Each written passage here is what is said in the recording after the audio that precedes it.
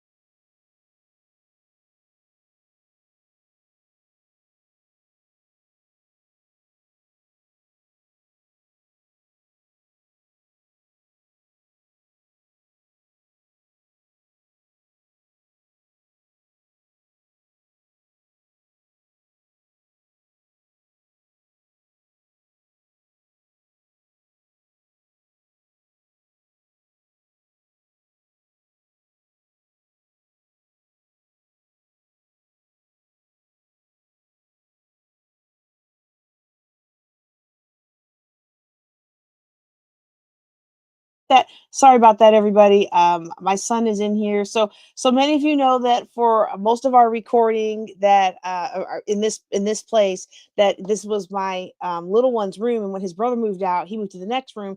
But then he missed being in here when I did my recordings. So I fixed it up. I fixed it up so that he can sleep in here with me when I do these shows. And it's neat to have him back in here. I remember when I first started teaching Thursdays. Actually, it was before he was born, but when he was born, he would nurse while I was teaching, and it was always a blessing Thursday nights. So anyway, we're going to talk about some things. We're going to talk about a new gift card scam. We're going to talk about what to do with unwanted gifts. Like if somebody gives you a gift that you can't use or you can't fit in your house. I mean, I live in a small 1 bathroom, 3 bedroom old house that, I can't fit every tchotchke everybody wants to give me. And so I used to feel really guilty about that. We're going to talk about that. I did a little internet poll. We're going to give you the results of that internet poll. And we're going to talk about that. And we're going to also talk about levels of friendship. I think I mentioned earlier, but just in case, we're going to talk about levels of friendship because in my volunteer work with a lot of autistic young adults, one of the issues that I'm finding is that people give gifts of a wrong level, thinking that they are more of a closer friend to the person they're giving the gift to than that person considers them. And when that person doesn't reciprocate, then you've got some hard and hurt feelings. And so we're going to talk a little bit about that before we get to the scam and other things. Now, if you're listening to me as part of the Ladies of Wealth podcast, then I certainly hope that you will listen to us live on Thursday nights. We were trying to move it to during the day, but right now we're still on Thursday nights, 8:30 Central, 9:30 Eastern. Yeah.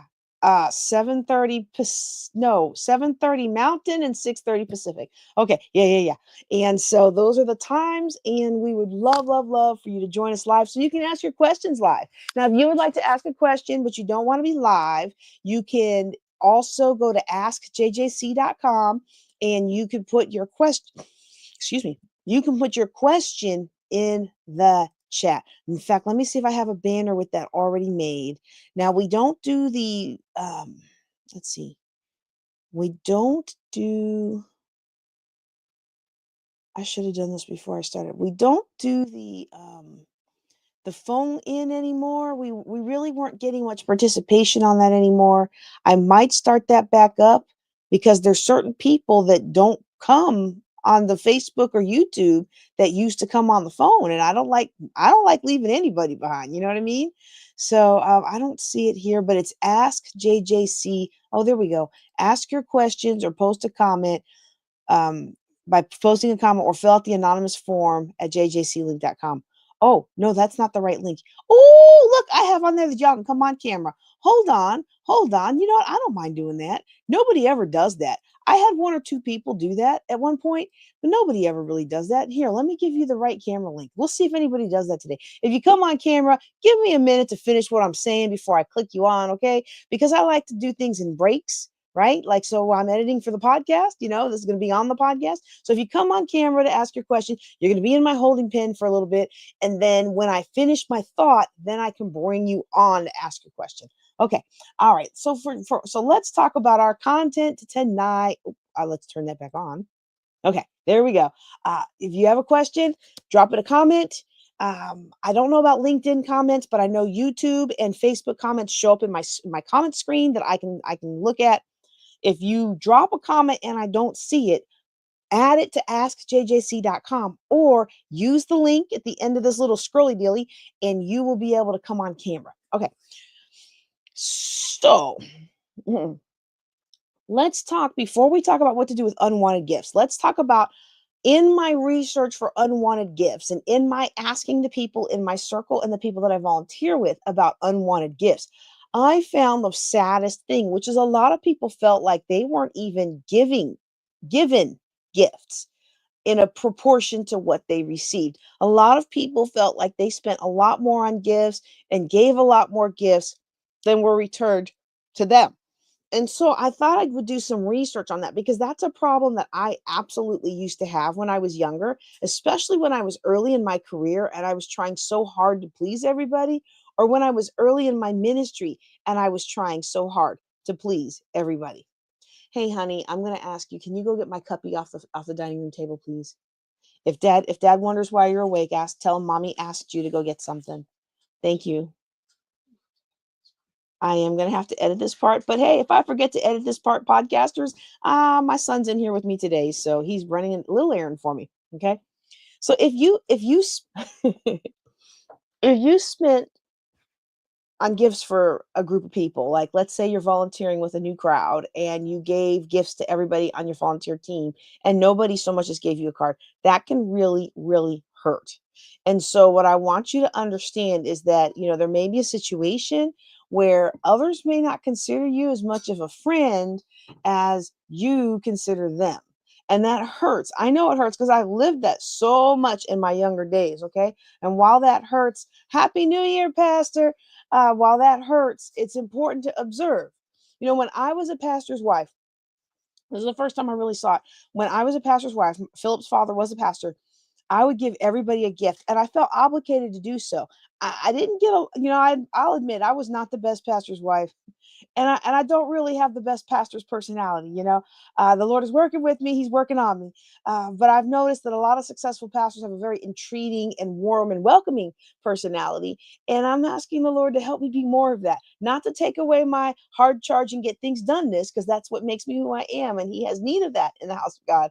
But maybe we can just wrap it in a new coat of, humility and kindness. Well, I like to think I'm pretty kind. And when people hear what I've done in my military career, they tell me I'm a little too humble. But I don't know. There's just something about me that says I'm amazing. And even though I think you're amazing too, it doesn't always come out that way, right? So anyway, but when my ex-husband was a pastor, I felt obligated to give everybody a gift. There were only a handful of people in the church that I liked, but if I only gave two people a gift, that everybody else was going to be upset that we were playing favorites and we didn't like everybody. So I had to buy everybody a gift, and I would buy everybody a gift, and then of course I want the tree at church to be pretty. So then I would go and decorate all the gifts in beautiful foil and ribbons. And I mean, I actually like to wrap gifts. You wouldn't know it to look at my gifts now, because it's like, you know what, these boys are gonna tear them up. They don't care. So tape, we're done, right? Gift bag, stuff, we're done, right? But back in the day, I didn't have kids, I didn't have a thriving business, I didn't have much of a ministry. I was just had plenty more time, you know, and I would just go through all that trouble, and then I would never get anything back. My ex-husband would get gifts back. They would give him gifts. They would give him gifts, and every once in a while he'd share them with me. But they never gave me gifts. And so this is when I had to have a real heart to heart with the Lord about why was I so upset about this? Because really, when we're giving from the heart, we're not giving with an expectation to receive. And I had to learn how to reframe it as giving gifts to the ministry.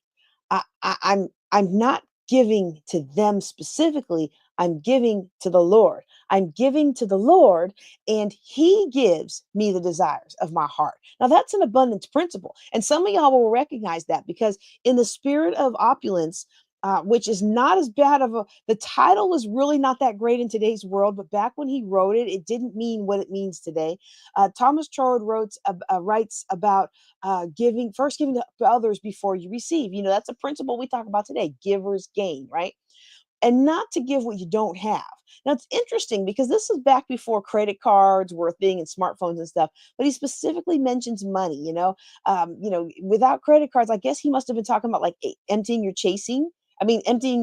savings, chasing after the next snake oil business, or opening doors for you. He was very emphatic about not giving money that you can't afford to give. And he said to give what you do have. And there are all kinds of forms of abundance. Some of the big ones are financial, relational, physical, self expression, spiritual, of course.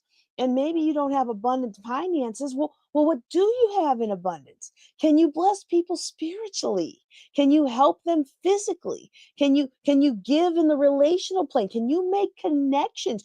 Some people's relationships are worth far more than gold. And so I'm choosing in that moment. I didn't know all the theory behind it. I had never heard of Thomas Troward.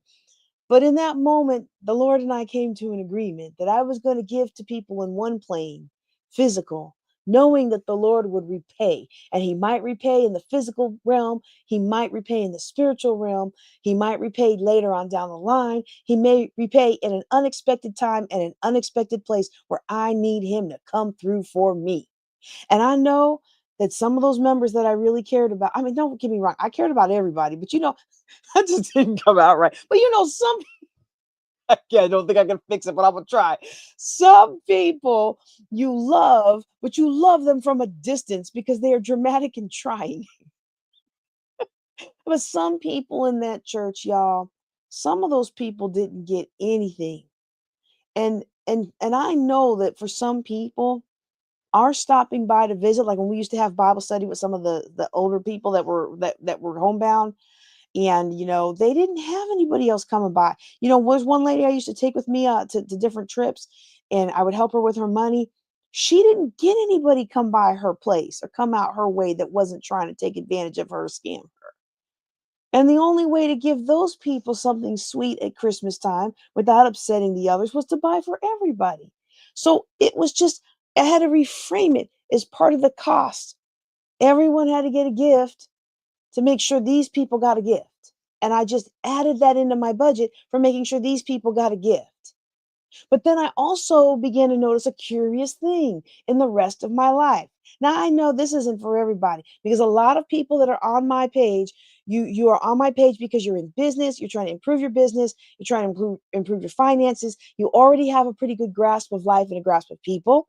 But there's somebody who is watching this either now or after the fact that is going through a lot of pain because they're sitting today where I was sitting 20 years ago when people didn't really gift me things or acknowledge special days for me. I remember thinking one time, is something wrong with me? And then I took this class at a new military job that I was in. It was a train the trainer for this thing called Fire B, which is a personality assessment that explores your desire for inclusion, control, and affection. And this assessment is really a great one. If you have a team that has become stagnant and they're kind of jaded against other team building efforts, like if we have to sit through one more true colors or I'm a green and I'm a lion and I'm a gold or whatever it is, like if you I shouldn't say that. I think gold goes with the lion. But like I'm certified in all of these different personality things. And a lot of times people come stagnant and they don't want to sit through one more thing of finding out that you like to be around people and you don't like to be around people, right? If you have a team like that, Fire B is a really good one because it's not the same old that we're used to in corporate training. It measures on control, like how much control you want over your productivity and how you want somebody to have control over your workday or how much control you want to have over others.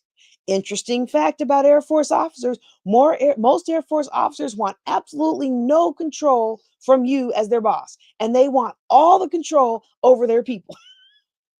Well, that's going to set up a bit of a power struggle, right? Because if everybody in the chain of command doesn't want to be controlled and everybody in the chain of command wants to control everybody else, well, now you got conflicts. And so Fire B is really good for identifying that.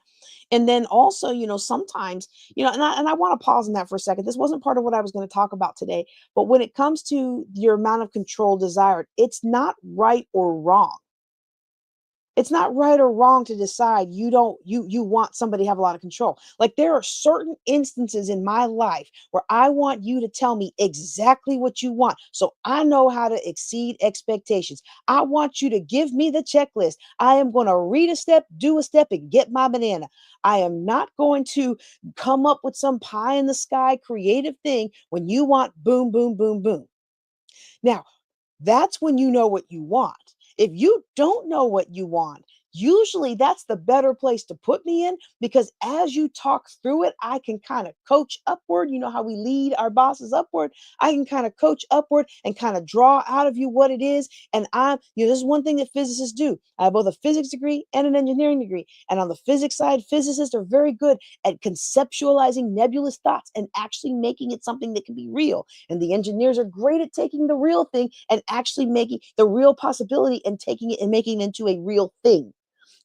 Somebody dreams up this thing of a cup that lasts forever. It keeps your stuff cold forever, keeps your stuff hot forever. The physicists can think about and conceptualize it and, double walls here and this and that. And we can have something like that. And you pass it to the engineer and the engineer makes it happen. All right. So you need all kinds, right? But there's nothing wrong with what you want or don't want. It's just different. And so another one that the Fire B measures is do you is inclusion, whether you want to be included in the group dynamics or decisions, or do you want to just work alone and make your own decisions? Or do you prefer to have some control and not some control, some group dynamics But would you prefer the group make the decision and just tell you? Because some people are really, really good at working on their own and they don't like group dynamics because the group never does what they want them to do. And then the worst part about it is they're usually right, but because of their personality is so off-putting, I have been that person. Because their personality is so off-putting, they don't play well with the group. The group doesn't give their opinions the attention that it deserves. And so then when you get a team like that and you do the fire beat, and they're like, well, why don't you want to be part of the group? Now you can open up the discussions because now you can have the discussions, or you can find out that most of the group people in the group don't want to make their own decisions. The majority of people in the workforce don't want to make their own decisions. We're going to get back to friendship in a second. Okay. So for those of you who are listening to this as part of something else or part of the podcast, my main topic today is about the levels of friendship, what to do with unwanted gifts, some scams and gift cards. And we're going to talk a little bit about these levels of friendships, and that's what we're leading into. Okay. But right now, I'm talking about 5OB, which is control, inclusion, and affection. Affection was interesting for me because it measures, do you like to give affection to others? And do you like to receive affection from others? It's a very powerful test, I'm telling you. And if you're curious about this, get with me. I can give you a huge discount on actually getting 5OB testing. It's not test, an assessment for yourself. Okay. And what surprised me when we did the affection, because I don't consider myself standoffish, but I understand that other people consider me standoffish. And I try to incorporate behaviors into my personality or my presentation, such as smiling, that would make you think that I'm more approachable than people normally think I am. Because I really do want you to approach me. It's just that my face is not drawn that way. you but what surprised me about the affection, every single person in the group scored with a low need for others to show them affection except for me, which was surprising because I'm not by nature a very affectionate person. Okay. I care. Don't get me wrong. I absolutely care. Oops. Hope I didn't mess that. Oh, hope I didn't mess up my mic. I absolutely care. All right. But I'm still overcoming foot and mouth disease. The Lord is still teaching me how to season my words in grace. And I still just haven't found a nice way to say, stop whining about the same thing over and over and let's do something about it. So I didn't expect that my score was going to come out to need so much affection. And so I was resistant until the trainer hit it really home. He said, you probably give everybody a birthday card and an anniversary card and all these other things. And you probably get sad when no one ever remembers your birthday. And I started like to, that twinge, like, ooh, he hit me, but I'm trying not to I'll let him know. And then he goes, and you do nice little things for people when you can, but you don't see people doing that for you. Y'all, I almost started crying in uniform. And that's a big no-no for women leaders in the military. And he said, the next time you don't get a birthday card, don't take it personal. Just remember that everyone else in your office has a low need to give affection and a low need to receive affection. It's not personal. They just don't care. That was so powerful. Now, for me, I took that and said, well, they don't care. I ain't going to waste my time and money.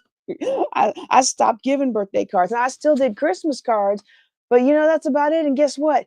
Nobody cared. It did not affect morale at all.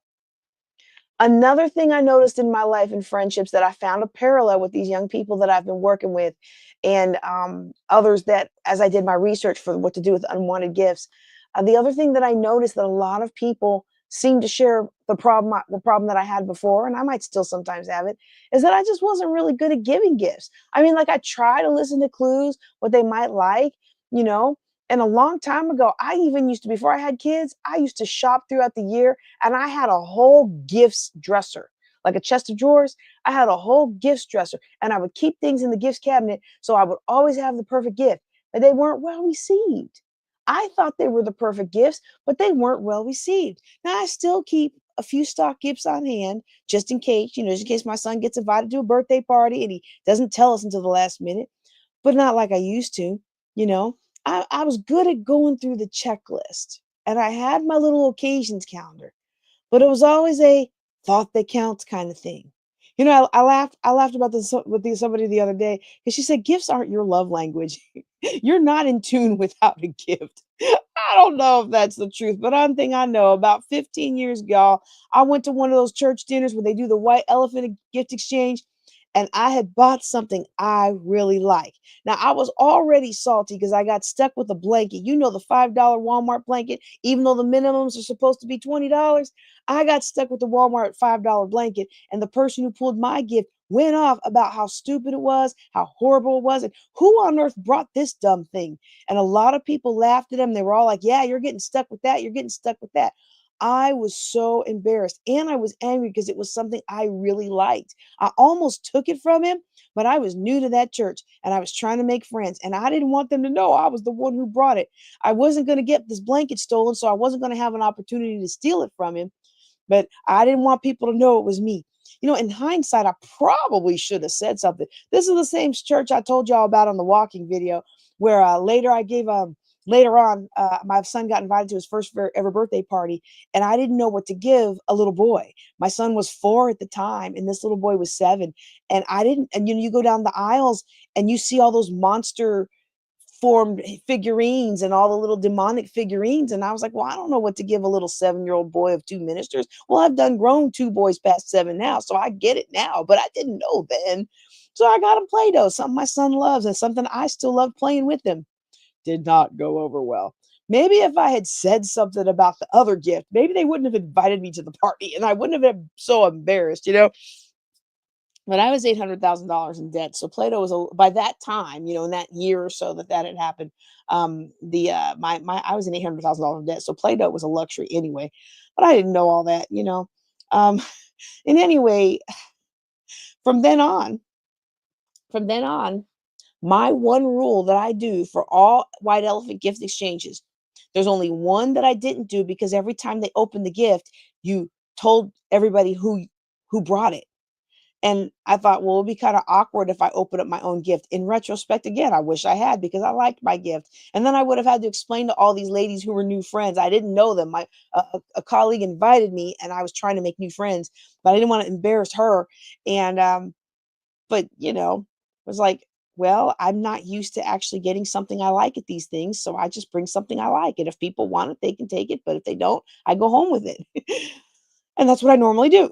I buy what I want and I always pick it. And in 15 years, other than that one where everybody named who brought the gift, so I didn't take mine, um, the only once did I not bring home what I got. One time, people actually wanted what I bought, and it was the first time that had happened in all these years. That was 2 years ago, and I was like, "What?" So I guess I'm just not good at gift giving, and I think that might be why I'm not offended if I buy something from somebody as a gift and they don't really care for it. In fact, sometimes if I'm not sure about something, I send them a picture and be like, "Is this something you might like?" Now, I don't do that like the week before Christmas. But I try to do that long enough in advance so that I kinda understand what they like or don't like. But, I don't get offended if you don't like it, because a lot of times you can tell when somebody's not using a gift you gave them. In fact, I even asked my husband, I hope he won't be mad at me sharing the story with you.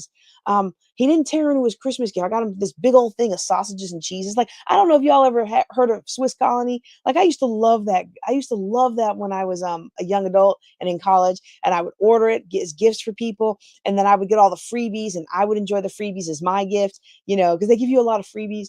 And I hadn't had Swiss Colony in a long time. But I thought, I don't know what to get him this year. I'm going to get a food gift. Every guy likes sausage and cheese platters. Not my guy. And I was just like, you didn't open up your gift. Is it not your style? Because I don't, I'm not going to be offended if you take it to work, but I got you the big one so we could all share it. Now that's a rule. Now you should never do that with a gift, y'all. You should never do that with a gift. And he's like, well, you probably should have gotten just the smaller one. And I was like, "Oop, well," and then at first, it's like, "Oh, that makes me sad," but then it's like, "Well, that's $120 I won't spend on that next year." I'm about to unsubscribe from that company. Not no meat and cheese platters anymore in this house because, so me and gift giving don't go well together. I try my best. I think what I need to do is make enough money to hire an assistant who is really good at that kind of thing. That's what I need to do. No, I probably just need to get better at gift giving, you know. Um, but I'm saying all that to say I don't get mad when I mess up and give you something you don't really like. I just make a note not to get that. And I'm not even I'm not even a big fan of giving gift cards. People say, well, I'm just going to give them a gift card and they can buy what they like. Well, you know, there's scams now. I'm going to tell you all a little bit about a new scam. Okay. At the end, there's scams out there. There's always been scams with gift cards. Sometimes they're getting stolen in the mail. So if you're mailing them and the card is thicker, that's a target for people who are pirates or mailbox pirates. Excuse me for a second. Ooh, I don't have any water in here. Oops. Okay. Well, that helps though. Okay. So they get, and but the other real thing that I have a hard time with, don't get me wrong, you want to give me a gift card, I will take it. I will enjoy it. But to me it feels like if I give you a $50 gift card for Christmas, and we only really do Christmas gifts for family and kids, we don't do a whole lot of extended friend Christmas gifts.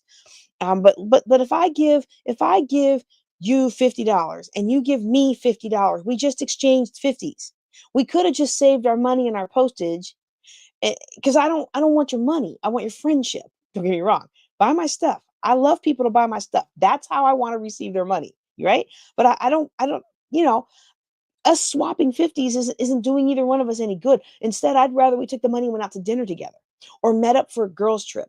Or when I come to your town to speak, let's go hang out and get coffee or ice cream or some specialty to your neighborhood. Or let's go snowboarding or something like that, especially now that I live in rural Texas, right? It takes me 3 hours to get to a Macy's. I love Macy's. But if you give me a Macy's gift card, or if you give me a Target gift card, Target is 2 hours away. You give me those gift cards, it costs me more to spend a gift card than the gift card's actually worth, you know? And I was in a gift exchange last year. I don't really know a lot of people out here in Texas, and especially in the Metroplex where a lot of the action is. And so I just thought it'd be fun to just, try something new. I'm always trying something new. Well, they all lived in the Metroplex. And so they asked, well, what are your favorite restaurants? You felt this for 'em.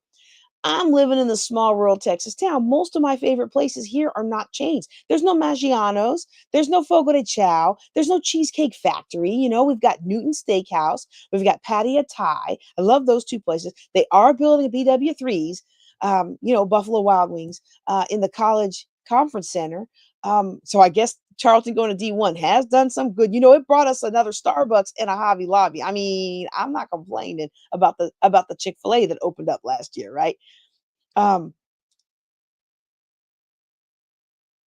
oh, BW3s, it's Buffalo Wild Wings. Like a hot wing, it's a hot wing sports bar. It's pretty much everywhere. Buffalo, when they first opened, I lived in Ohio and we called them BW3s. I forget what the other W was, but they had another W in their name. Okay. So if you know it, put it in the chat for me. But they had a longer name and we called it BW3s. All right. But I didn't know what to put down on the gift exchange because the chains are basically fast food places. I don't want a gift card to McDonald's. I mean, if you give me a gift card to McDonald's, I am not going to be mad at you. I'm going to be thankful that you thought to give me something. But then you know what I'm going to do with that gift card to McDonald's? I'm going to go to McDonald's and I'm going to buy one of those packs of all the dollar coupons. And when I run into a homeless person who's asking for money, I'm going to give them dollars of McDonald's money because they can still get something to eat or drink. They can still get something to drink or they can still get something to eat with a dollar at McDonald's, or I might give them two because I think the drinks are a dollar and you have tax, right? So that's what I would do with it. It's not like it would go to waste. It would help me do something, but I'm not going to eat there. We got a Chili's, what I don't like. Oh, we got a Wingstop. You know what? I do like Wingstop. I guess I could have put down Wingstop. But if you can't put something good down, then they can't get you what you want. It's like anything in life. Garbage in, garbage out. And if I don't give you good inputs, then I can't be upset later that I didn't get good outputs. A lot of times we don't feed the system quality inputs. We expect our spouse, our parents, our kids, our sister, our brother to read our minds. And then we participate in the Secret Santa exchange and we say, oh, just give me whatever. Anything is a blessing. And then we're upset at what comes out. And then we make it even worse. We give a ton of gifts to people who haven't put us in the friends category. And then later we're all sad and upset they didn't give us something in return. Now, I am going to hang on that for a second. I'm looking at the time and I'm trying to get better about the podcasts being the time they're supposed to be. Okay. So for those of you who are live, what we do is we take these Thursday night classes and we break it up into the Ladies of Wealth podcast. I know I've got a bunch that need to be posted. I literally have not done any podcasting. We've done recording, but I haven't done any podcast editing since Thanksgiving. Okay, I ain't even gonna lie. Okay, but I got a really fun one for you next week on something we did here the day after Christmas with my family, or right before Christmas with my family. It was so much fun. But I do want to hang on this for a second if you're watching live. But if you're listening to on the podcast, we're gonna save this thought and we're gonna come back for our Wealth Building Wednesday, and we're gonna talk a little bit more about this levels of friendship, and then we're going to also talk about the new credit card scam and what to do with gifts that you really can't use. Okay. Now, if you, like I used to, feel like you're always giving, but people aren't reciprocating, then I want you to join me in really examining why you feel like giving a gift. There are different levels of friendship, and they're all predicated on how we feel around the person we potentially want to be around and become friends with. Some people naturally make others feel like $1,000,000, and you just want to be around those people. I've never been one of those people up until now, but I'm working on learning how to be more attractive, and not attractive in beauty, but attractive in spirit. And I suspect I am going to be a lifelong student of the language of love, because for me, do unto others as you would have them do unto you doesn't always work. See, if you step on my foot and don't apologize, I'm going to say that was my foot. And I would want to know if I accidentally stepped on your foot. If I cooked you something you don't like, I may not want you to say that's nasty. Okay, I don't want you to say that, but I don't want you to lie, be like, oh my goodness, this is the best ever. Because if I think you like it, I'm gonna make more of it for you. And that would be a waste of my time and money. And I don't like to waste my time and money. I especially don't like to waste my time and money because you lied to me trying not to hurt my feelings. Because guess what happens when I find out the truth? Well, my feelings are even more hurt. Because not only did you be dishonest with me, but now I also wasted my time and money and grew a resentment in you towards me for no reason. Okay. So, if somebody asked me one time, well, I was in a group and they asked the group, it was all high D women, and we were all like, what is he talking about? But he asked us, he said, don't you get offended when somebody tells you you're wrong? And we all looked at each other and we were like, if you got a better way to do it, if you know the right way to do it, tell me. Like you tell me there's a better way to scrub the dishes, or here's a faster way to get through Walmart. I mean, like, unless you're trying to sell me something, I am all ears. You got a way to do something that makes my life more productive and more efficient. I am here for it, but others not so much.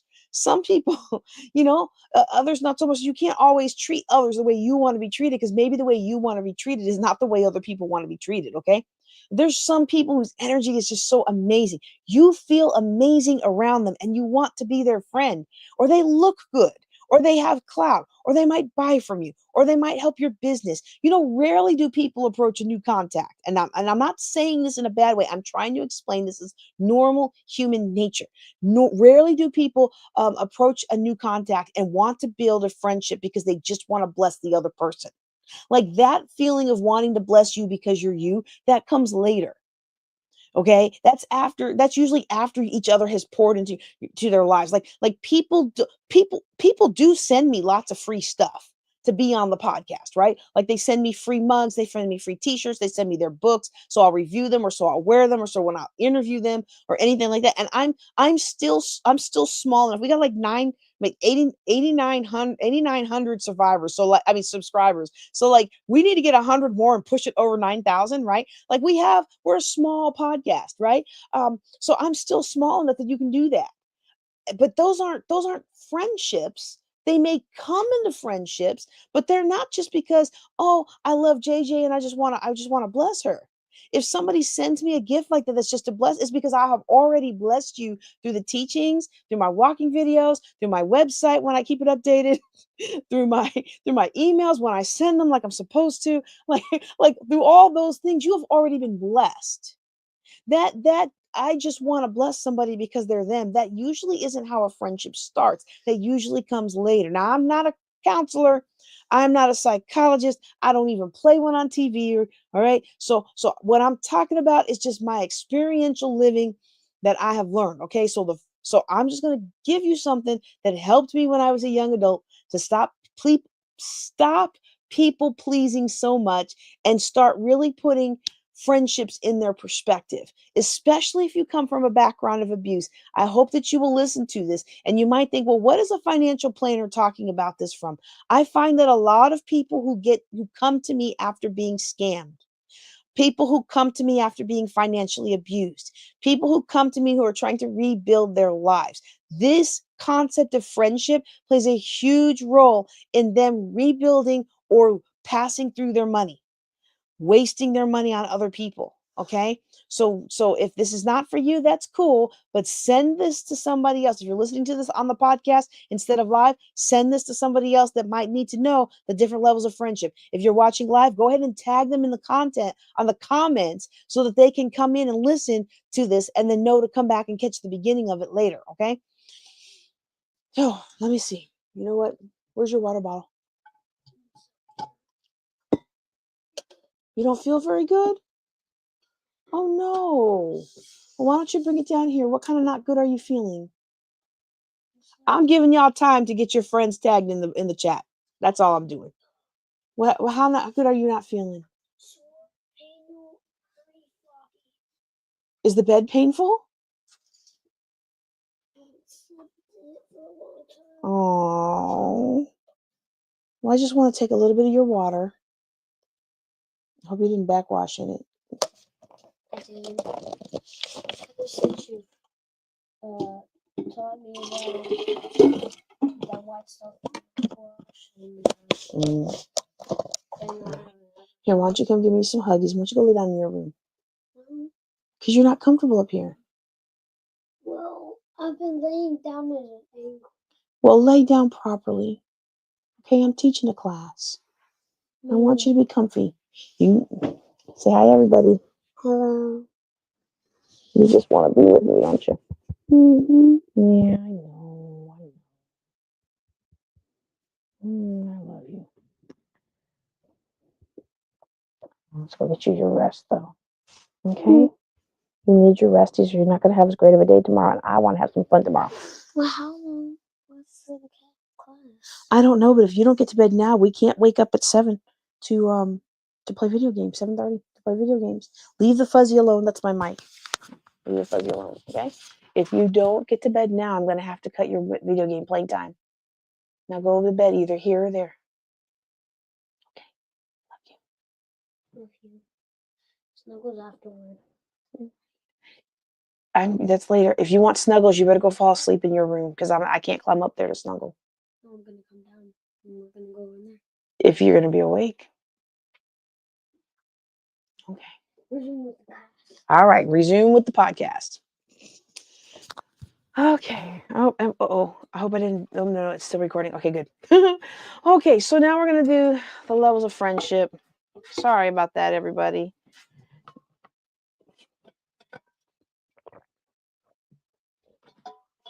I know if I want it to grow, I need to be more professional.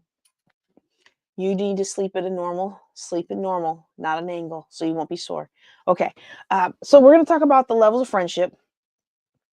And the first level we're going to talk about is strangers. And I know that sounds kind of like, no, no duh, right? But strangers, these are the people who might pass as we're walking or meet in the store. These are people that we don't know. We don't know anything about them.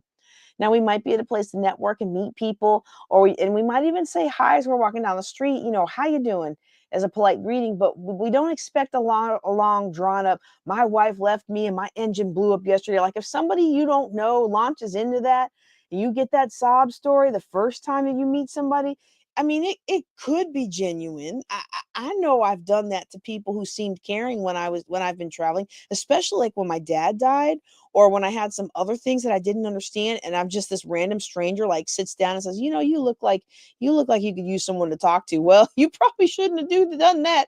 But normally when somebody starts with all that sob story, it's usually a scam, right? So we want to be aware that strangers are not friends just because they smile at us and say hi. And again, for some of you, this is really basic stuff, but for a lot of people who are hurting right now after a Christmas gift giving, these are things that we need this is education that they didn't get growing up. Okay. A level two friend, the next level is what I would call an acquaintance. Okay. This is somebody that you've met, you've talked a little bit, you had pleasant exchanges, you might have done a little bit of work together. Two very friendly, outgoing, chatty people in line at the department store, they could become quick acquaintances right there on the spot. Now somebody like me could be like behind you 3 or 4 times in a row and never say hi, because I'm not the person random strangers ever really want to talk to. Now, I I do find it interesting. I get people on the airplane that want to talk. And one lady, I was just like, "Well, I'm going to do some work. I'll give you about 10 minutes, but then I've got some work to do." And she's like, "Oh, well, I planned on talking your ear off the whole way of the whole flight home." And I was like, "Well, that's 10 minutes. We've got 10 minutes and I've got some work to do." But I just thought it was hilarious. Like people plan on, I'm going to talk to you because I can't stand silence, and I don't want you to talk to me to fill in your own dead space because I'm okay with silence, you know. But let's say I'm talking to the cashier, right? And I always do try to. When it comes to people in those kinds of positions of cashier or like servers or things like that, I always try to look them in the eye and give a smile. And if they have a unique name or jewelry or something, give it a praise because it's a thankless job. And often they're going to bear the brunt of management's poor policies, and it's not even their fault. And I'll honestly forget who taught me to do that, but somebody taught me that earlier. Whenever you can, look people in the eye that are serving you or in a job capacity where their job is to do something for you. Look them in the eye, smile. They taught me that earlier in my military career. And I started to notice you can be in a line at the grocery store and you can have like 5 people ahead of you, and you watch the interaction, and I'll be the first person that looks them in the eye and smiles, right? So now that I've said that, if that's something you don't purposefully do, I'd like you to try it. I mean, you really will brighten somebody's day. And people are usually so surprised. They'll go their whole time scanning all my stuff like this, and they'll be talking to me, "How you doing today?" Blah, blah, blah. And I'll just be like, "I'm great. I'm great. How are you doing today?" "Oh, really? Are you getting close to work? Are you getting close to quitting time?" And they'll look up at me and they'll realize I'm looking at them, and you'll just see their whole face and energy change, okay? And you'll see it too. You're going to brighten somebody's day. All right. They might still bruise your apples because nobody, especially this younger generation, I guess, eats fresh fruit anymore, right? And they don't know how to be gentle with it, okay? So they might still bruise your apples, but you will make their day, and that positive energy will come back to you in other ways. Anyway, back to the story. Examples. Let's say I get the same cashier a couple times in a row. She's nice. She has an interesting story. I love to ask young adults what they're studying. If they're not in school, maybe what is this job a stepping stone to? I've met a lot of enterprising young people that way. And I've actually mentored people on the spot and given them my mentor card. Like, if you need something, call me. If you have a business question, call me. You know, there's been times where I've met someone who's like, "Well, I really hadn't thought about it." And we'll do like mini coaching right on the spot. Like, not if there's a line or something, but I travel a lot in the middle of the night, and you get in there and they've been sitting there by themselves for 3 hours, and it's just nice to have somebody to talk to for a bit. But let's just say I've chatted with this person a couple times. I come back a third time, we start chatting. "How's your little guy? Is your mom home from the hospital?" We're acquaintances. I'm still not probably buying her a birthday gift unless the Lord presses upon my heart. But if I'm choosing between her and somebody I don't know as the next cashier over, I'm going to choose her line. I'll sure that we're going to have a good little experience, some good energy, and who knows, it might lead to friendship or my next employee one day, right? So that's an acquaintance, somebody you're on friendly terms with. You might know a few things about, but they're not necessarily somebody that you're spending a lot of time with, texting back and forth and stuff. Okay. The next level is what I like to call a potential friend. This is where we're making an effort to get to know each other. We might go to lunch together. We might go to ball games together. We don't really know each other well, but we do enjoy each other's company in whatever setting it is that brought us together. So maybe we work together. Maybe we volunteer together. Maybe we're in the same youth group or Bible study at church. Maybe we're in the choir and we just want to get to know each other a little better. Okay. And so one way to get to know people better and to help make friends is to take people you get along with in certain settings and then try to meet them in other settings. Now, I'm gonna acknowledge up front, this is not easy to do the old as and the older that you get. But I didn't find it was that easy to do when I was younger either, unless except when I was single. Now when I was single, I didn't have any problem getting guys to go anywhere. But I wasn't necessarily making friends with those guys, if you know what I mean, right? Those guys weren't there for friendship. Um, but we need to understand that potential friends, we need to be careful not to put potential friends in the friend category too soon. And I just tell you, I'm so guilty of that. Or I think someone is a potential friend when they really are just an acquaintance. For example, I was in this large church when I lived in a state where there's none of our church in that state. And I enjoyed the singles group at this large church. And one day they had a Valentine's Day party and they announced it at the Sunday school. Everybody's invited, and it was one of those houses where you had to buzz in, and their apartment was right down there, so we right down by the door, down a little ways by the door, so we could see them having the party. We saw the people who invited us. We saw people we knew, but we couldn't get anyone's attention. And every time we would buzz, nobody would buzz us in. And so I'm thinking, oh my goodness, I drove an hour to get to this party. And my little one, so my oldest son was what, 7 or 8 at the time. My oldest was tired, and I didn't want to disappoint him and drive home without us going into this party because he could see people, he could see the grown-ups that he knew, right? And we thought they just didn't see us. Well, finally someone else comes along, gets buzzed in, and gets let into the house, and we tailgate, and we find out once we get in there that people did see us. But I was almost 40 at the time. Maybe I was 35 because he was a little guy. But I was almost 40 or so, and they were all in their 20s, and they didn't think I was actually invited to the party. Now this really tells you the difference in generations. I have done some polling on this, and more younger people don't have any problem not inviting you or telling you you're not invited than people my age. Like 40s plus, if they saw us, they would buzz us in and be polite and act like it most of the time. And older ladies probably would too. The older ladies would be like, "Come on in, honey. Oh, we're so happy you're here." And they'd have a stash. I do this too sometimes. Oh, I must be getting old. They have a stash of gifts in the back. Here's your gift, like they made extras just in case somebody uninvited showed up, right? Like, but 20 somethings are like, nope, you're not supposed to be here. Still, we had a good time. I'm young at heart, right? But it was a strong reminder that those folks weren't potential friends, because a potential friend would have seen us on the intercom and invited us in. Or the times we couldn't reach the door to knock on it. We didn't want to throw rocks or anything, but eventually you got a big old glass door looking out. Somebody had to have seen us. You know, they were acquaintances. And had I realized that, I probably wouldn't have traipsed my son an hour away from home for a Valentine's party. I would have probably declined the group invite and done our own thing. Okay. And so I don't share that with you to be negative. It was a good learning experience for me. You go to Sunday school together, some groups, you go to a marriage class together, you go to, um, there's other classes that you get intimate. You go to recovery groups. Ooh, recovery is a big one. You go to a recovery group together and you share intimate details.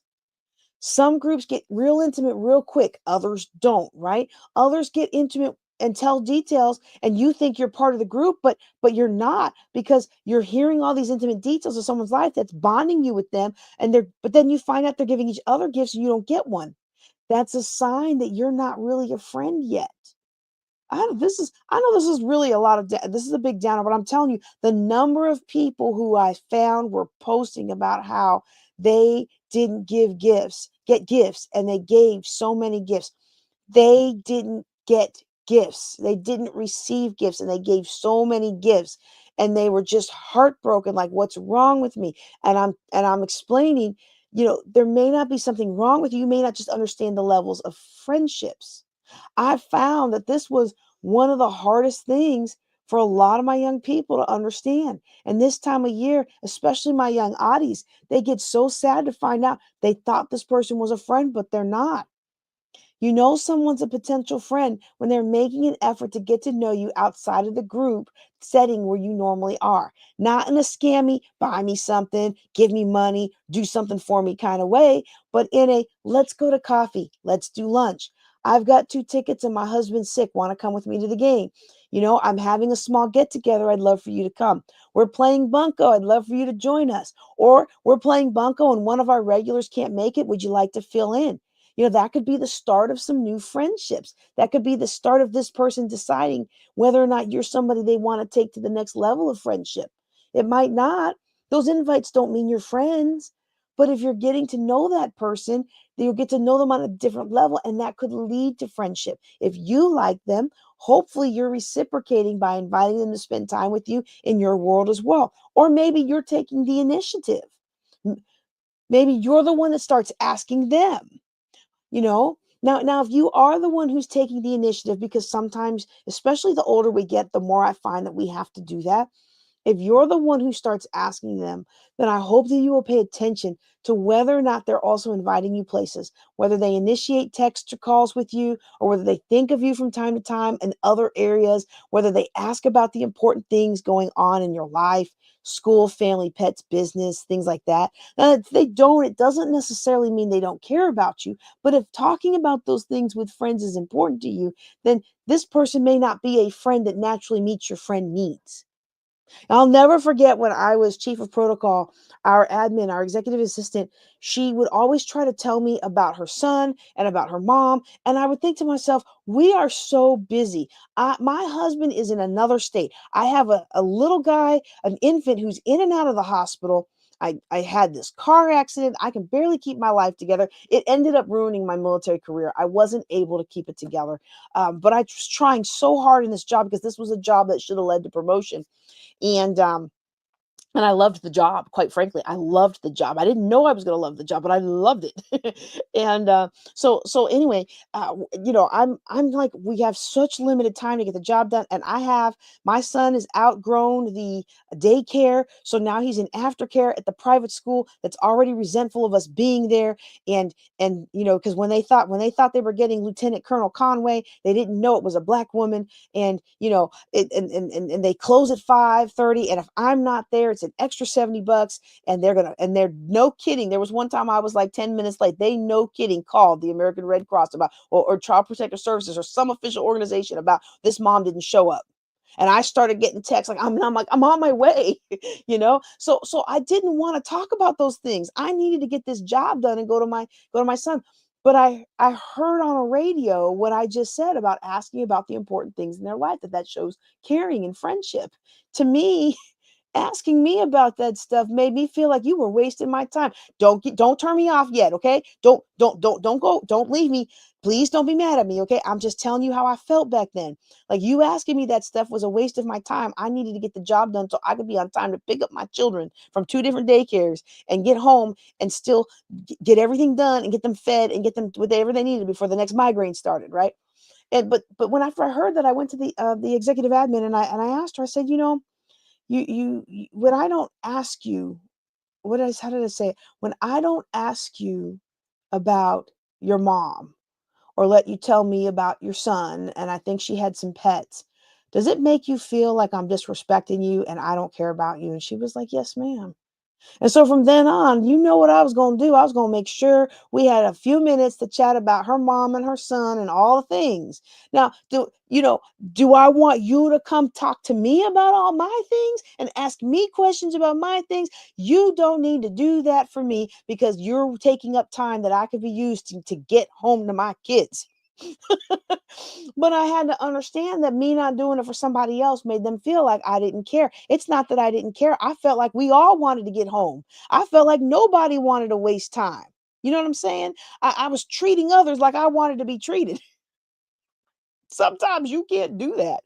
Okay. So understand that sometimes we're in a potential friend place, and what we're evaluating is that friend going to meet our needs? If you are somebody that likes to be texted all day long, and I actually had a friend that told me, she's like, "Well, I need that. I need that every day. I need that from my leadership every day." And I was like, I can't give you that. I've got 170 something unread texts right now. I can't, I don't even respond to everybody that texts me, let alone, text everybody every day. But that's because I'm serving thousands of people. It's not a slight. I could send you a meme every day. I could send you a random quote every day, but I can't send 9,000 people a personalized "how you doing" every day. Now with AI, I'll be able to soon, but still, I have my new text system. I have to get it back online. My CRM comes with a text system. I legit should be able to do that, but I can't do it yet because I got to get it fixed. But we want to understand that if that we're evaluating somebody for friendship in that potential friend space. So I'm evaluating, are we a good match for friends? If I find that you need more than I can give you, you're not a good match for me in this phase of my life, and I'm not a good match for you in that phase of life. I hope that makes sense without being offensive. You know, I've had guys when I worked in a secure facility when I was dating before I remarried. I had guys who would text like 20 times a day, and then it's funny because every time I would go to the bathroom, there'd be like 4 or 5 more texts. Are you there? Are you mad at me? Or do you not like me? Is something wrong with? And I'd just be like, dude, I work in a secure facility. I don't have my phone for hours at a time. And he's like, yeah, well, if I don't text a girl all the time, she thinks I'm not interested. And I'm like, well, we are not compatible. Great guy, nice guy. We are not compatible. Okay. Some people get good morning, beautiful, and good night, gorgeous, and all that kind of stuff text all the time. My husband has never been the one to do that. And I've never been one to expect it because you know what? We're here. You can say good morning to me in person. I don't need you to text me 20 times during the day to reassure me that you love me. I need you to come home with me and spend time with me and go to dinner with me and do other things with me. And I need my son to go to sleep. Okay. Then go to your room. No. Then go to sleep. That is going to be uncomfortable and you're going to be a sore boy later. And I can't climb up there to take you out of that bed. Get comfortable. I know you don't want to fall asleep up there, but get comfy. Be comfy and be able to see you. Oh, you want to see me? Well, you can try the snuggle chair. I mean the massage chair. But if you have a crick in your neck in the morning, it is not my fault because I told you that chair's gonna give you a crick in the neck unless you put that bucky around you to keep your head from flopping. I don't know, but I need to get back to my class Sorry. because I forgot about it. I saw you looking so uncomfortable. All right. So anyway, all right. So that's our potential. That's our potential acquaintance. Okay. We want to be very careful to understand that the whole point of potential acquaintances is to get to know people to see if they're a good fit. And personally, I think we have to stop being so offended or taking offense when somebody isn't a good fit. Everywhere I travel, when I go to a conference, whether I'm speaking or attending, or whether I'm going to an event or a revival or something like that, I'm always looking to meet new people. And I look to meet new people because I travel a lot. I know I'm kind of a weirdo. And so for me, the more people I meet, the more people I have into my potential friendship funnel. And then, out of every 1,000 people, maybe there's somebody I click with. Other people are super friendly and they're super cool with everybody. Out of every 10 people, they'll find someone they love to spend time with. But I'm kind of weird. It's not just do I like to spend time with you, you got to like to spend time with me, you know? And so, for me, getting to know more people allows me to really find every once in a while somebody that really clicks. Okay. So when I travel to their town, I have people to go eat with. We go have fun. I don't need people to pay my way for site. I'm not trying to use anybody or anything. I can pay my way, but it's always nice to go do stuff with people. And quite frankly, a lot of the people that I meet that resonate with me, they are in a situation where their friends and family are very few, or their friends and family don't support them in their business. Their friends and family don't understand the big dreams that they're dreaming. And they're happy when somebody like me comes to town that just wants to celebrate their success and hear how they're doing and lift them up. Like it's a win-win. And eventually it becomes a friendship. And I've got friends that I've known for, maybe 5 or 10 or 50, or maybe not 10 years, not more than 10 years, but I've got friends that I've known for maybe 5 or 10 years. They're closer to me than people I've known for 30 years because we lift each other up and we encourage each other. Some of you today, you don't have anybody at home that's lifting you up. Every time you get a win in your business, you don't even tell people anymore because they just want to tear you down. They just want to tell you to get off your high horse. Or worse, you got a success. Now they got their hands out asking for money. Where's my piece? And you're like, you didn't do nothing. You were sitting at home drinking beer, watching TV all night. I was out hustling and working. Yeah, anyway. So that's that level. The next level is where we call people friends. This is where you're spending lots of time together and whatever that means for you too. Some people need more time than others. I just said about my one friend, and I do call her a friend, but I was like, but her friendship needs are changing, and I don't know how long I'll be good enough for her. I'm saying that the wrong way. That's probably pretty negative, but I don't know how long we'll be good for each other. But some people need more time than others. They need more interaction. They need more than you can give, or they're happy with what they have, but it would be not enough for you or too much for you. Okay. I hope I'm saying that the right way.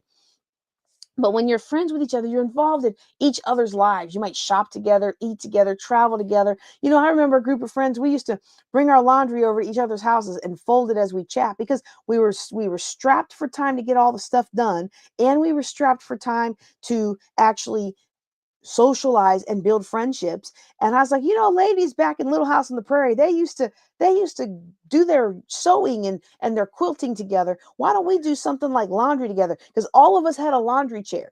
Anybody ever had a laundry chair? Your laundry chair, for those of you who've never been like a single parent or never been a super busy person who isn't paying somebody else to clean, the laundry chair is where the clean laundry goes to die. It's clean. You don't sit on it. It just holds the laundry, and when you need it, you dig some out, right? The laundry on the floor is dirty. The laundry in the chair is clean. So if you've never had a laundry chair, then this little thing that I'm saying does not apply to you. But all of us had laundry chairs, and we were like scoop up our laundry, and we would go to one of the ladies' houses or my house or whoever's house at the time, and we would rotate, I guess, and we would fold our laundry together, and it was fun, and it was like, wow, the laundry's actually folded, and we had fun together. Talking and chit-chatting and things like that. You know. Now, ideally, when you're in the friendship realm, one of the ways you know this is because your interactions stop being so transactional. And by transactional, I mean like a quid pro quo thing, like this for that. I send you a card and then you feel obligated to send me one back. I get sick, you bring me a casserole, and it subconsciously bothers me until I find a way to pay you back. Like I might not even know it's bothering me. I might just think that I'm being a good friend paying you back, you know? Always be on the lookout for that kind of a language, that transactional kind of language, because that indicates that the person you're talking to doesn't consider you a friend. It's still transactional. They won't allow you to owe them because to owe them means you have something over them. But that's a part of friendship and family. And sometimes I do for you and sometimes you do for me. I buy you a gift because it's your birthday and I want you to be delighted. Actually, I shouldn't say that. I am not big on adult birthdays. But when I hear transactional language in what I thought was a friendship, I don't throw away the friendship. I simply drop it down in my mind and back off a little bit to see what the other person does, how they re-engage. Because clearly if I think you're a friend and I might bring you a little something, I saw this and I thought of you, or I was on a trip and I brought it back and I thought of you, you know, I, I'm not expecting you to have the energy of obligation. That's not abundant. It's not prosperous, you know. So when I sense that, then, you know, I might back off a little bit and I pay attention. I may not have noticed in that instance. I'm always the one sending texts and they always respond. But when I hear the transactional language and I back off a little bit, then I notice, they never text me first, or they rarely text me first, or they only text me or email or call me when they want something. Huh. And when you're in that situation, that can be painful once you realize it, but you don't have to be painful about it. You can be like, wow, I really misjudged that. I really misjudged that relationship. And just back off a little. Not completely, especially if you like them, right? I mean, you cannot build a friendship with somebody without pouring into them. You can't just sit home and not text people and not invite people to go do stuff and expect friends to knock down your door. That's not how it works, especially the older you get, okay? You have to pour into people. But maybe you go from every day texting to twice a week, or maybe from once a week to once a month, and you see if they notice, see if they reach out to you, and you take it from there. I've had people be like, have I offended you? Have I bothered you? I was like, oh no, I was just getting busy. But really, it was that I had sensed from them that we weren't really friends. We were still transactional. You were in my life because you saw that my business was taking off and you thought maybe we might be friends one day, but we still hadn't gotten there yet. Or you liked how I don't know, can't even think of anything right now. Anyway, I'm sure you understand what I'm talking about, okay? So that's level 4. That's like friends. So friends, when you're a friend with somebody, you're going here, you're going there. Sometimes they pick up the tab, sometimes you pick up the tab. You're not embarrassed about if your house is dirty, because you know what? They understand and their house is probably a little bit dirty too. It's interesting. I often travel and I go visit with people and I have an offer to my churches. When I tell my churches is I will not charge you my fee to come run a workshop or do a revival kind of thing. Well, I don't really charge for a revival, but I don't actually get asked to do revivals either anymore. I did when I was married to a musician who played amazingly. I don't, that disposition is over. But like, I don't, if I come and do a financial workshop, or if I come and look at your church finances, or I come and look at your personal finances, or you bring me in and I sit down with your saints and I look at their finances and we craft a plan. I don't charge for that for people and for pastors. You just have to get me there. And sometimes every once in a while I have flight credit, so I'll be like, hey, I've got flight credit, who wants me to come? But you got to get me there and give me a place to sleep. And that's all and pick me up from the airport, give me transportation, a place to sleep, and get me there. And then we'll do that. um and so when you do something like that, uh you you get people who are your friends who aren't maybe necessarily, well, no, that's not coming out right, because none of the pastors that take advantage of that are not my friends. I don't even know where I was going somewhere with that, and I realized I didn't mean to say it like that because I don't want to cast any negativity on anybody. But the pastors that do have me do that, they are people that I would consider friends or close mentors. Um, how else do I want to say it? Or you could tell me in the chat what you think for friends. How do you know that somebody's really a friend? But I guess what I'm trying to say is like like true friendship is not a transaction. It's not a give or take. It's we're not friends because we're going to be something someday and I want to make sure you can remember who I am when you make it big. Like, we're not friends because you're going to make $1 million and I'm hoping you're going to help me make $1 million. We're not just friends because you have access to get me on TV and I really want to be on TV. I mean, I really do want to get back on TV. I miss being on TV, right? I enjoyed that immensely, but that's not why we're friends, right? So we want to have that give and take in a relationship, and we want it to be a give and take that's truly delightful and truly uplifting and truly life giving to the people that we're friends with. One of the things that I have recently started paying attention to is that some of my old friend groups that I've had, as we've gotten older, people have just been so critical and just tear down. And it's not that people don't like each other anymore. It's that they're dissatisfied with their own life. And so you don't ever want to stop, even if you've got a good friend group, you don't want to stop making friends. You want to get acquaintances into the potential friend level, and work to see if they could be friends, because we're always going to need friends. If nothing else, many of us are going to start, we're hitting the age where we're starting to lose friends by attrition. And I'll say it delicately like that because I do have my son in the room. We're going to be losing friends from attrition. And so it's good for us to learn how to make new friends and how to be friends with ourselves. Ooh, that's a whole nother discussion. I probably should bring somebody who is a psychologist to come in and have that discussion with us. That would be fun. All right. That last level of friendship. Wow, I can't believe how long I've been talking about this. Okay. So hopefully when I trim things down for the podcast, this will be at half an hour. But just in case it isn't, I apologize now for going a little bit late because I've probably been telling too many stories. But the last level of friendship, this is what I call your close friends, your inner circle. These are your ride or die buddy, right? These are the people that you will go to the ends of the earth for when they need you. They are people you know you can count on in the middle of the night when you're crying and you're disillusioned and blah, blah, blah, blah, blah. These are your friends. You know, they say that your friends are someone you call when you end up in jail, but your close friends, your inner circle, your ride or dies, those are the people who you end up in jail and you look over there and they're in the cell with you, right? Most of us have very few actual inner circle friends. And most of us, before I say that, before I say what I was about to say, I should say this. And if I get time to edit it, I will splice it earlier in the podcast, but I probably won't get time to edit it. So I'm just going to say this. Our inner circle and our ride or die buddies, those are the people that we should allow to speak into our lives. Most of our friends and acquaintances and potential friends are not, unless they are somebody we are paying to help us up level our life or our business, our ministry, or fill in the blank. And it is their job and their role and their professional capacity to speak into what we need to do next. Okay. Most of us have very few inner circle friends. We have very few actual ride or dies. You know, I honestly thought that everybody was my friend back in the day. And if you were nice to me and didn't abuse me, you were my friend. If you didn't criticize me all day long, you were my friend.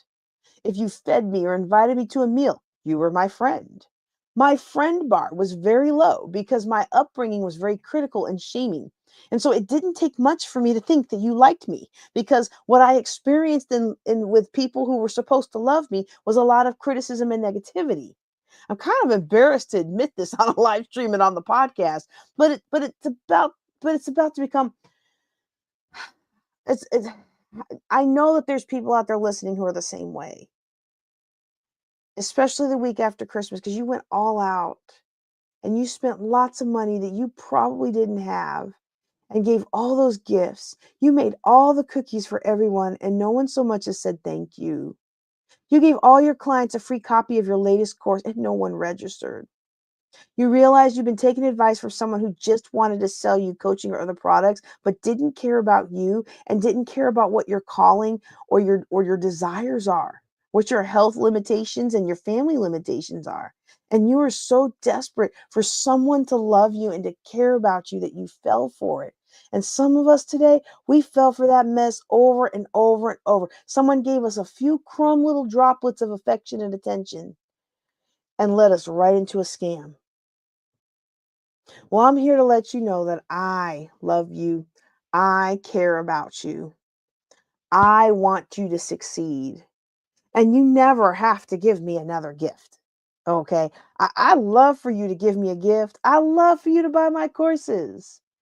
But if you take these videos and go out and change the world, or if you're listening to this on the podcast and you go out and change the world, or if you're live with us today and you take what I'm telling you and you go out and change the world, that's really all I need to be happy for you. So stop giving your inner circle gifts to that outer circle of friends or the periphery circle of acquaintances. If you want to give gifts to acquaintances, that's a great way to draw them closer, but make them acquaintance gifts, not inner circle or close friend gifts. You want to bless someone you met, you want to bless a group of people that you don't know. Bless them. But don't bless them expecting acknowledgement or payment or reciprocal giving. Bless them and allow the Lord to repay in other times in other ways as he sees fit. And if you do that, your gift giving and your gift receiving will be more fruitful. Let me see. I see we've got a comment. Hey, Sean Francis, Minister Francis. I think a friend is someone who shares your major interest and you feel free to speak about the things you love. I love that. I love that. Now look. One of the problems I have, and this is where we're coming to a crossroads in my business, is I'm kind of at the point of my business where I just don't want all the business anymore. I I don't want business where I can't talk about Jesus is soon to come. And I don't want business where I can't talk about I believe in the power of the Holy Spirit. And not only in the corporate sense where people don't want to hear about the Holy Spirit or they don't want to hear about Jesus, but even on the Jesus circuit, the Christian conference circuit, people don't want to hear about that because you're supposed to be, you're supposed to meet with people where they are and you're supposed to put the cookies on the bottom shelf. And I believe in meeting people where they are, and I believe in putting cookies on the bottom shelf. But at some point, we have to raise up. And we might start off on the bottom shelf, but we have to come to a thorough understanding of who Jesus is. And the fact is, all four gospels say he will fill us with the Holy Ghost. So, yes, being able to talk about the things that you want to talk about. Now, I love this. Now, I'm going to share y'all another embarrassing story. But before we do, just to Brother Sean's point there, um, one of the things that I find is that the more unique your personality is, the more you're going to have to understand that you are not going to be friends with everybody. Everybody is not going to be your cup of tea, and you are not going to be their cup of tea. And just because they talk to you and ask you questions about what you're saying and they get you talking, that does not mean that they are your friend. All right. Because I don't like to gossip. I don't really care about the movie stars. Unless there's an economic lesson I can share with my clients, I don't really care about what they're doing. But I like to talk about Jesus and Him crucified. I like to talk about doing something to change the world. I like to talk about making life better. I like to talk about deep things like this book written by a white Southerner, Robert E. Lee and me. Right? I like talking about stuff like that. I like talking about Of course they're all gone. I probably put them all in my office. But I like talking about deep things. I like this is the book I'm working through right now. This is the book I'm working through right now. I'm working through this one, and I'm also working through The Body Keeps the Score. I like talking about deep stuff. Guess how many other people, women my age, like talking about deep stuff? Like 1 in 1,000. I like talking about the Bible. I like talking about things in the Bible that we didn't realize were in the Bible, and I like talking about things that were not in the Bible that everybody thinks was in the Bible. My son's pointing at me. He says, "You can talk to me about it." I don't like to talk about you because you're very, very accomplished and you're very exceptional, and it makes other mommies feel bad about their kids.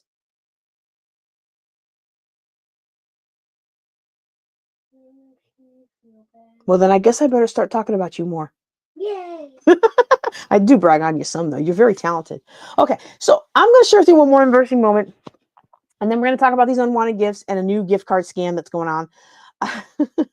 But first, before I do that, we have a sponsor, y'all. So we have not been doing this for a while. Oh, did I forget to tell y'all about my gifts? Oh, I sure did. I was going to tell y'all about my gifts. All right, I'll do that when we talk about my favorite about the gift giving. All right, we have a sponsor. Let me share you with our sponsor. And this is interesting because my clients are always asking for a way that they can make money with through the network marketing or the MLM businesses. And I want to introduce you, if you haven't already heard of it, Make Wellness. Now, Make Wellness is really interesting because what they have done is they have used AI to isolate bioavailable peptides in the plants and other things that you can extract peptides from. So they're producing bioavailable natural products that are like the Ozempic shot or some of these other peptide things that you can get that are lab created. And important for me is they don't include let me put this on me here. What's important for me on this is that they don't include the things that I'm not supposed to be eating or drinking on my neurological plan. So many of you know I had a car accident at the end of my military career. And if I don't eat a certain way, which is fairly clean, I know I'm big, but if I don't eat a certain way, I can't. I don't think straight. I get tired. I get confused. My memory goes bad, and things like that. And so the neurologist has a set of supplements that I've been using, but these are designed to help you achieve better fitness and help curb your hunger so that you can start to lose weight. And I actually lost 7 pounds, y'all, during the holiday season, not doing anything better, but just by taking the peptides. And so they have a lot of really neat products out there. They have some really neat products.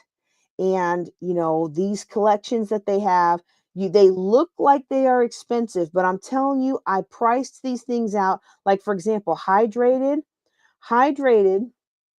was one of my favorite ones. This is 49, so it's $50 and it's 30 packets, okay? It's 30 stick packets. All right, if you buy um I should have scripted this out. A lot of people who have sponsors, you read a script. I just figured I'd walk you through it. But if you buy Prime, or if you buy Body Armor, or if you buy Cure, or if you buy any of those Liquid IV, if you buy any of those in the store, they're like $12, $15 for 6. And so this is actually cheaper than buying the hydration sticks in the store. Okay, so I actually priced these things out, and it seems like a lot because they give you a lot. The products launched in November. I was one of the founding orders and have been trying them since then.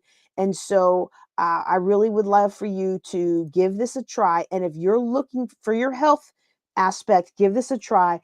If you're looking for a company where you can join it, now's a chance for you to get involved with this company. One of the reasons that I'm happy about having this company sponsor, one of the affiliates sponsoring my podcast, is because if you join this company, there is no upfront fee. Like a lot of these companies, you have to spend like $500 or $1,000 to join the business, and you have to pay for your website every month. There's no website fee here.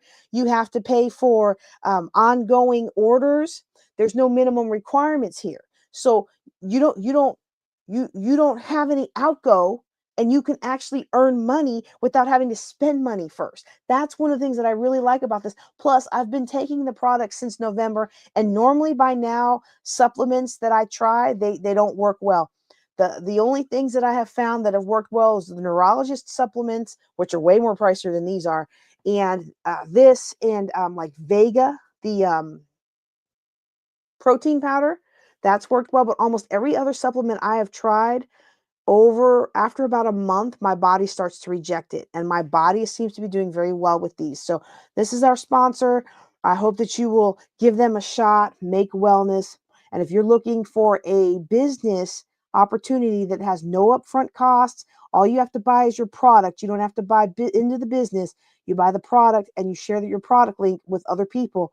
This is the thing. If you are a nutritionist, if you have a gym, if you have anything like that, jump in on this. It doesn't cost you anything, and it can change your life.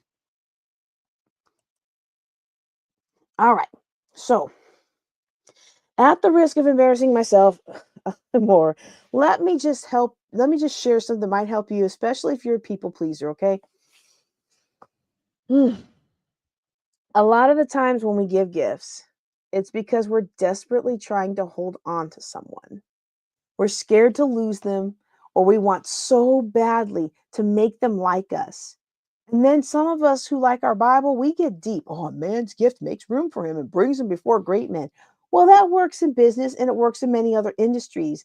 And it also works in the spiritual. If you're blessing people in the spiritual, you'll get more opportunities to preach usually. But that doesn't always work in friendship.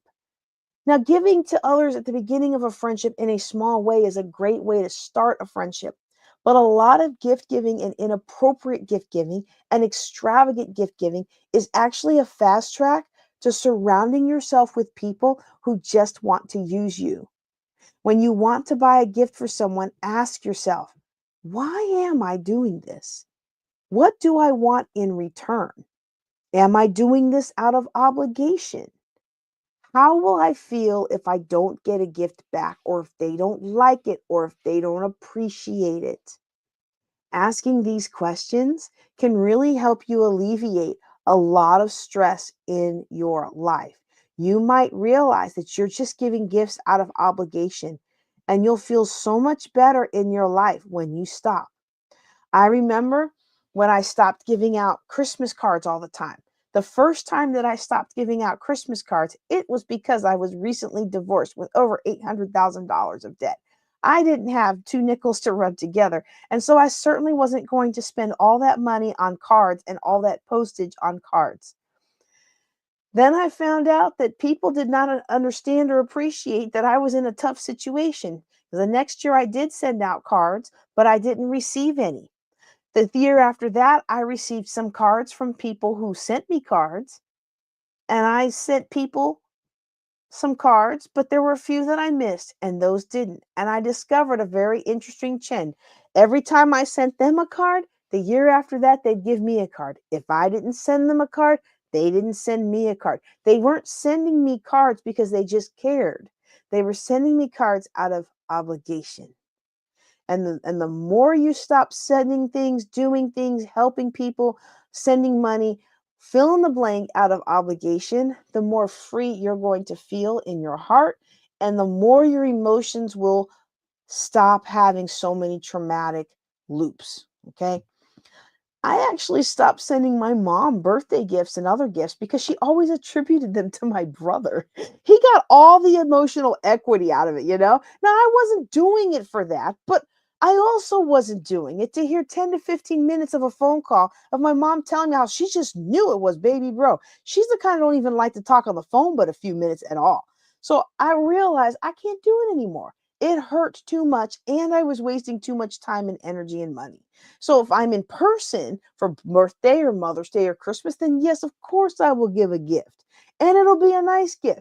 My mom actually loves gifts. I think it must be her love language. Because she usually gives a lot of hints of things that she wants. So if you're around and pay attention, she's not hard to buy for. Maybe that's why I'm such a poor gift giver. I'm used to paying people being very upfront about the things that they might like. I'll have to think about pray about that a little more. But the thing is, I'm not saying, I'm totally not saying don't give your mama a gift, all right? But I'm saying I need to find peace in my life. And I was paying to introduce drama into my life. And I no longer want to pay for that. In 2025, some of us need to stop paying for drama that makes us hurt, sick, angry, and ineffective. I think I'll say that again. Hopefully, I can remember it the way I just said it.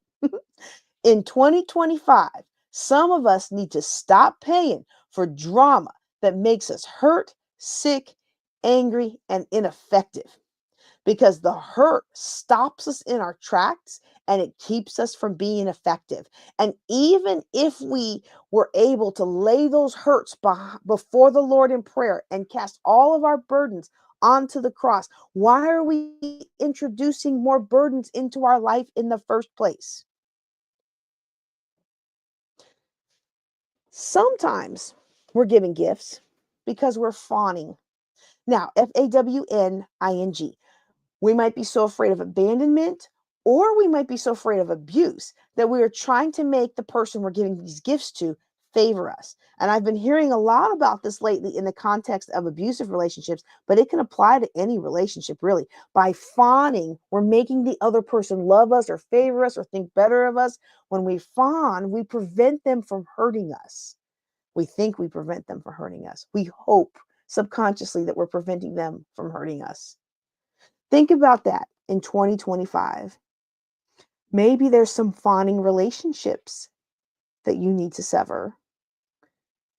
I don't know, but think about it. Maybe there's somebody you've been trying and trying to buy their gifts and do things for them and get them on your side, and they are just not on your side. And all they're doing every time you turn around is making things harder for you, or making things more dramatic for you, or making things more traumatic for you. Think about it, pray about it. And when the situation comes up, do something about it. Another reason we give gifts, sometimes we're projecting. We're doing for them what we wish they would do for us. Now, normally when I talk about projecting, it's in the case of the person is projecting on you the bad they're actually doing behind your back. But this is a sense of we're doing for others what we wish they would do for us, but they're not doing it for us.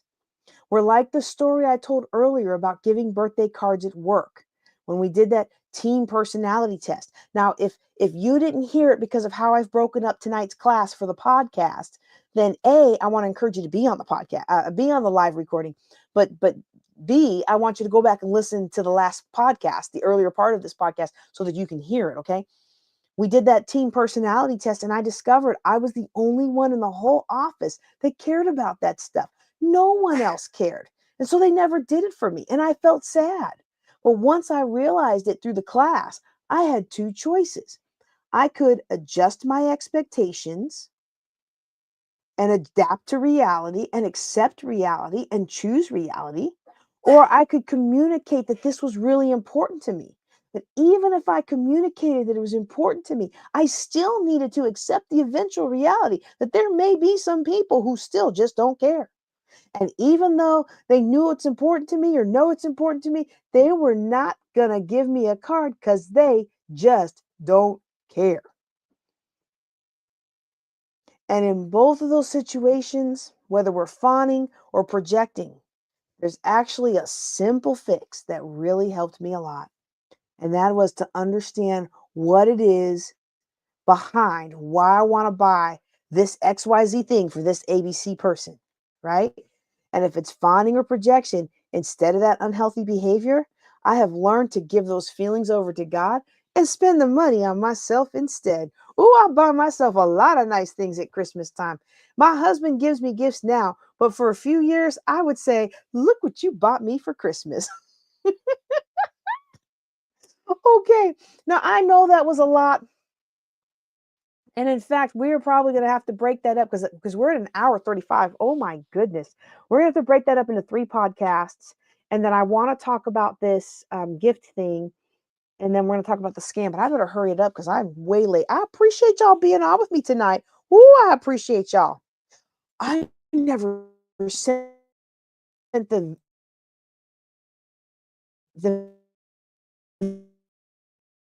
message inviting people to come.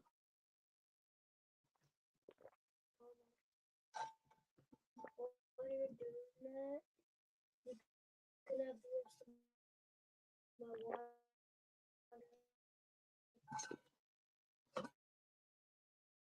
You're probably pretty low. I am low, but I don't need it right now. Let me send that broadcast. I meant to do that before I started recording. Whoops. I didn't know my screen was going to go black. I'm sorry, y'all. Oh, dear. Come back. Let's stop the share. Oh, no. Did I lose everybody? Oh, no. My battery's running low. Oh, that's not good.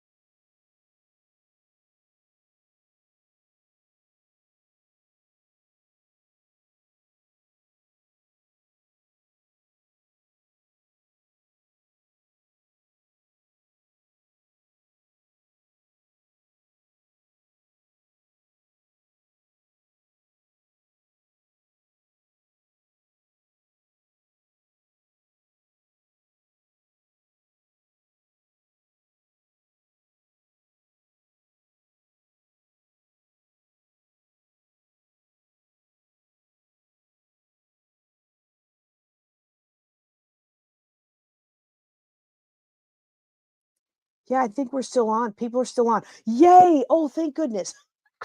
Okay. Usually this doesn't happen, especially on Zoom. If I lose my battery, then the camera goes and I plug it in and I can't get the camera back. I don't know why that is.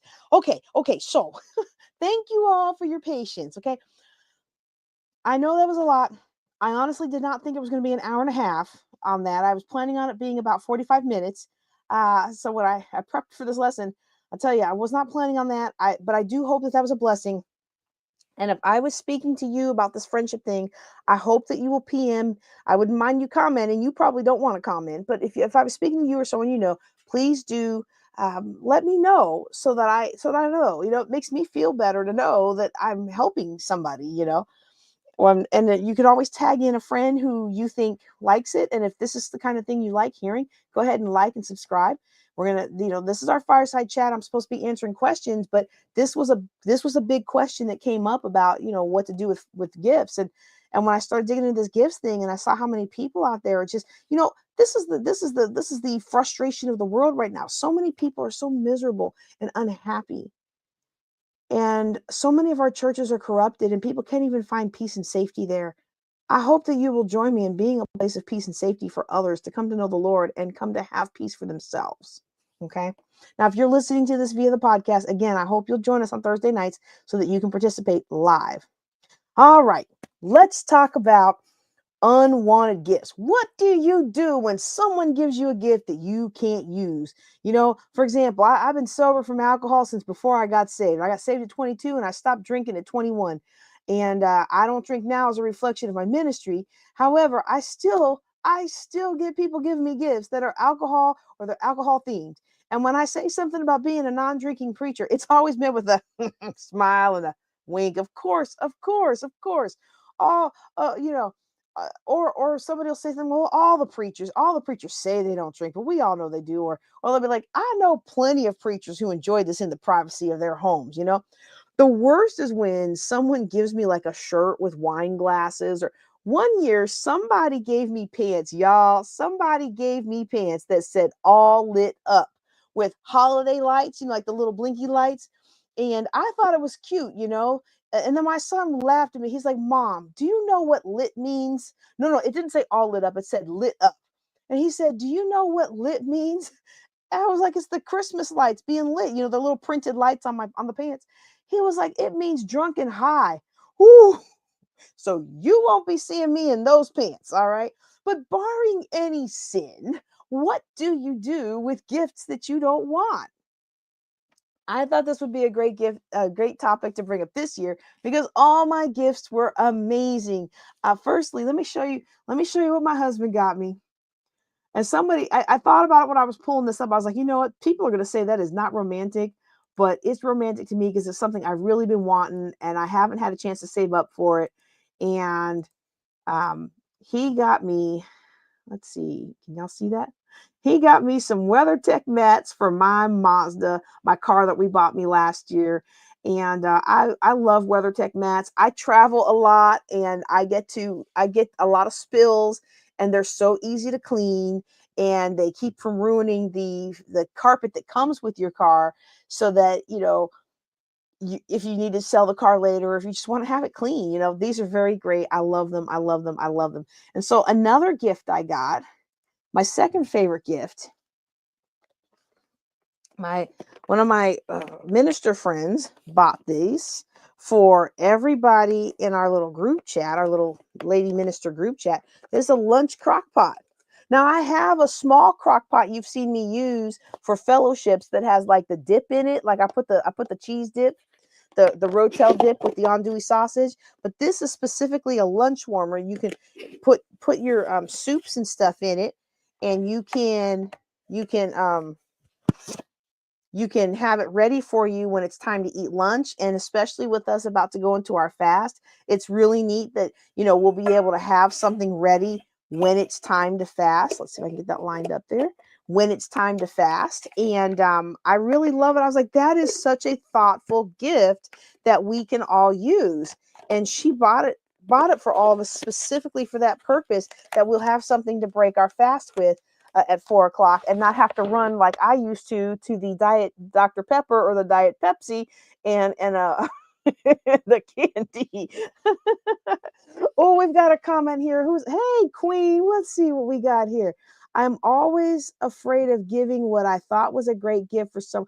I know, I know. And you know what? We live in such a strange society now where we can't even talk about it. That's the worst part because did I tell you my story? Did I tell you my story about the white elephant gift exchange? I loved that gift that I got, that I brought. And that person badmouthed it, and others jumped on the bad mouthing. And I was like, but I love that. I would love that. Anyway, I always get worried about that too. And but then again, I find that you know what? I get along just fine without giving a whole lot of gifts.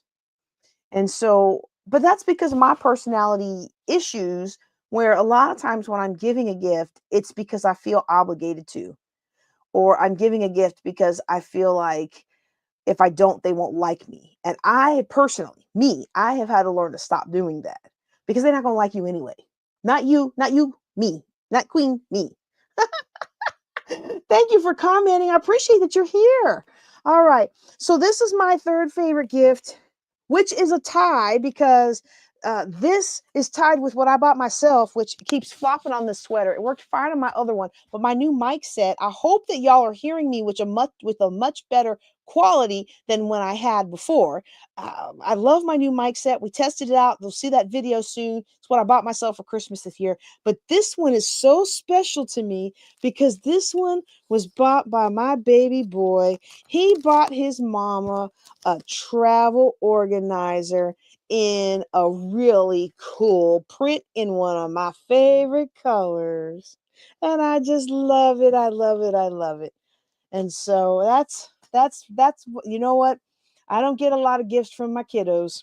I love that one. All right. So now, what if you that's part of why I thought we would talk about this issue today is because I didn't get any gifts I didn't want this year. you know, um I got great gifts. I mean, like, look at this little guy. It's so cute. You could travel with this. You could travel with this on the airplane for when you get into them hotels that don't have microwaves and stuff. A lot of people have a fridge, but they don't have a microwave. So, you have something you can heat things up with, and it's small. It's not big like other things. Back when Philip's father and I were first getting in the Air Force, when we would go TDY, we would bring a hot pot with us, one of those little um I forget what you plug it in and it heats up the inside and you can cook inside it. And we would eat mac and cheese with hot dogs, and we would take back. This I'll tell you how long ago it was. It was $36, $34 a pop was your per diem for that trip, for each trip every day.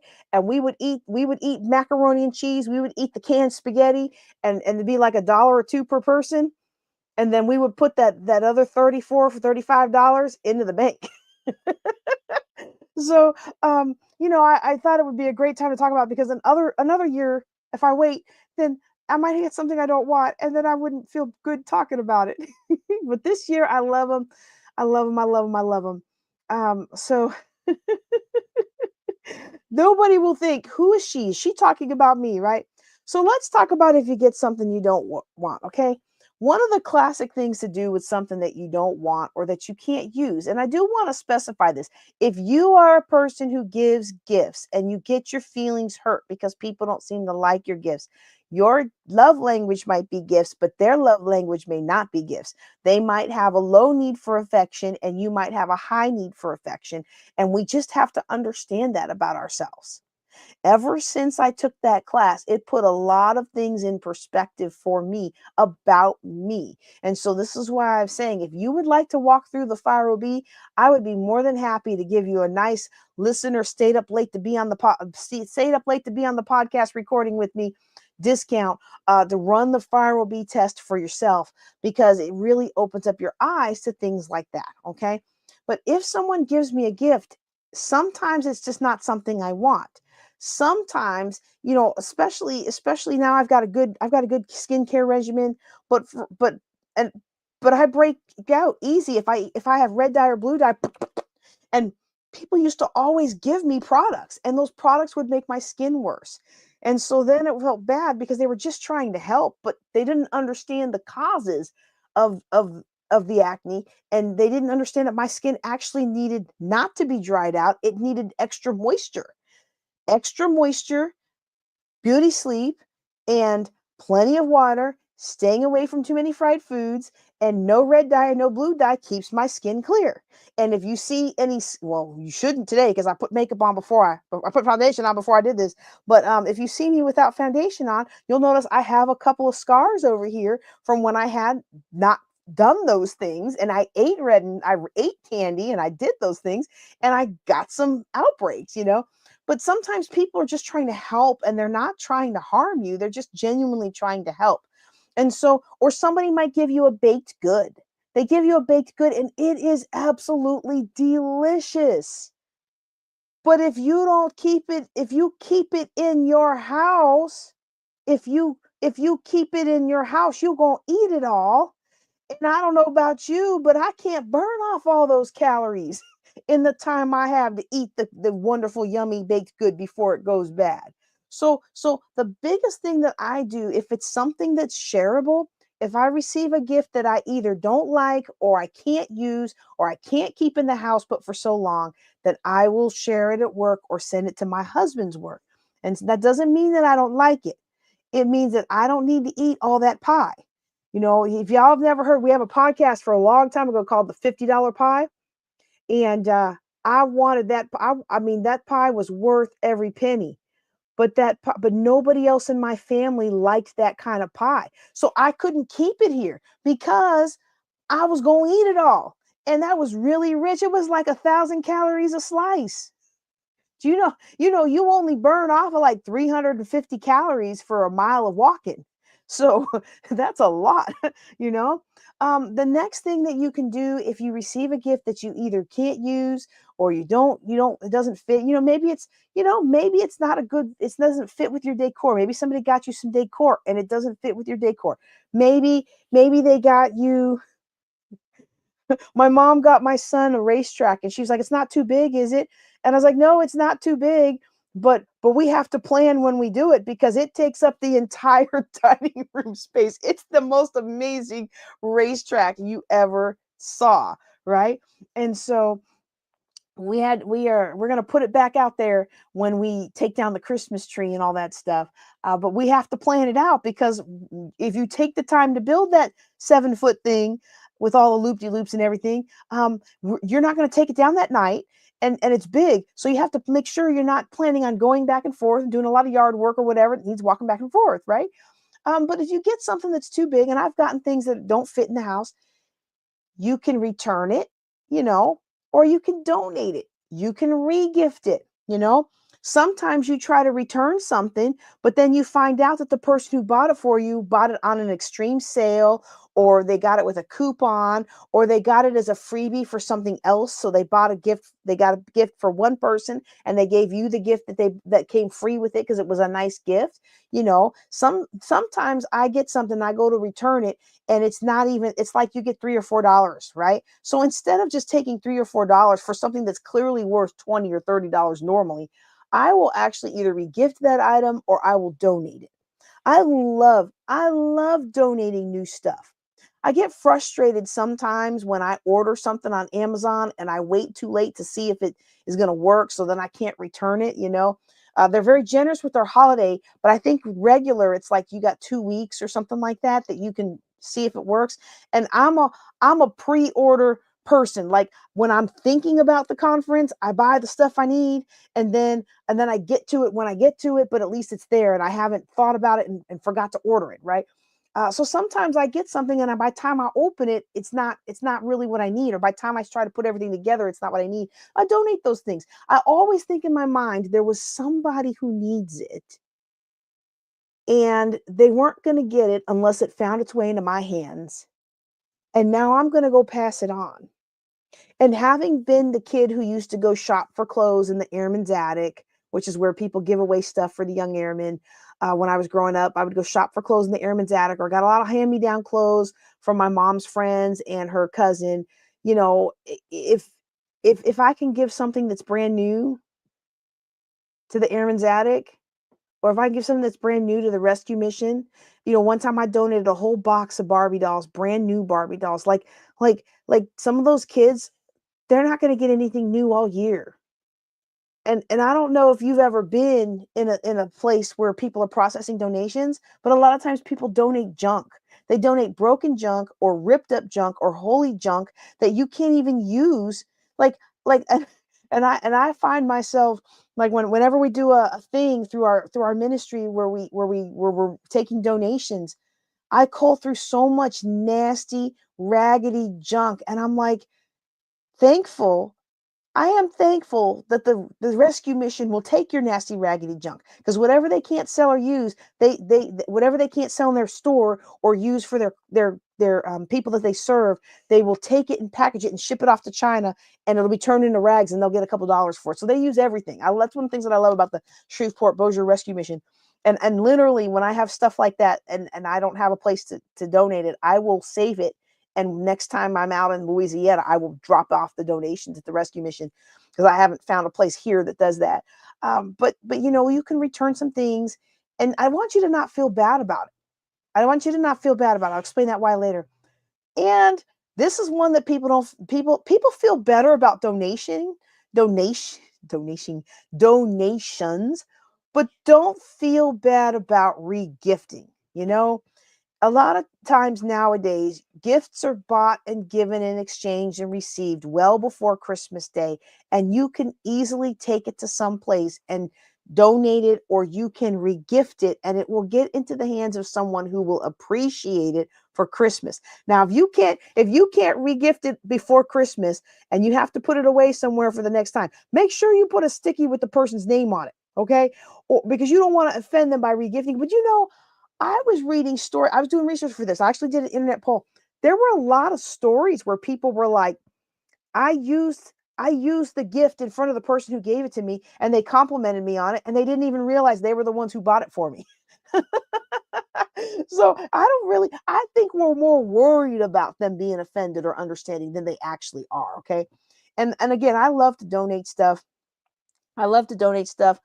We have a donate section in the garage. It's a table with box on it, with two boxes on it, and it fills up fairly quickly. I don't know why.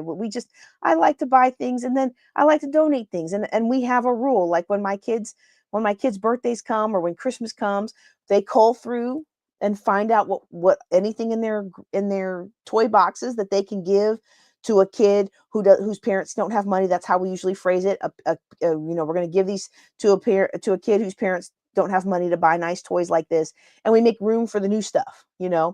um, that's just something we've always done. I love donating things, and a lot of people online, the number one the number one thing was to sell or regift it or exchange it, right? And the number two thing was to donate it. I was surprised at how many people put sell. But we'll talk about that again in a few minutes. But one thing I don't wait, let me make sure I finish that thought. I love to donate things. Um, a lot of people online like to donate things that they can't use anymore. And it's interesting because you almost got the sense of people like, well, if I'm donating it, it's probably not going to somebody in my circle. But I used to donate stuff even when I was $800,000 in debt, and I knew there were people in my circle that shopped at the Salvation Army or the Goodwill or the base thrift store or anything like that. Uh, so you do want to be a little careful about that if you think that people care, but you'll find out in a few minutes that people don't really care, you know. Well, one thing I don't do with gifts, I don't keep gifts around out of obligation. I feel like obligation is a horrible, horrible feeling for reasons to do something.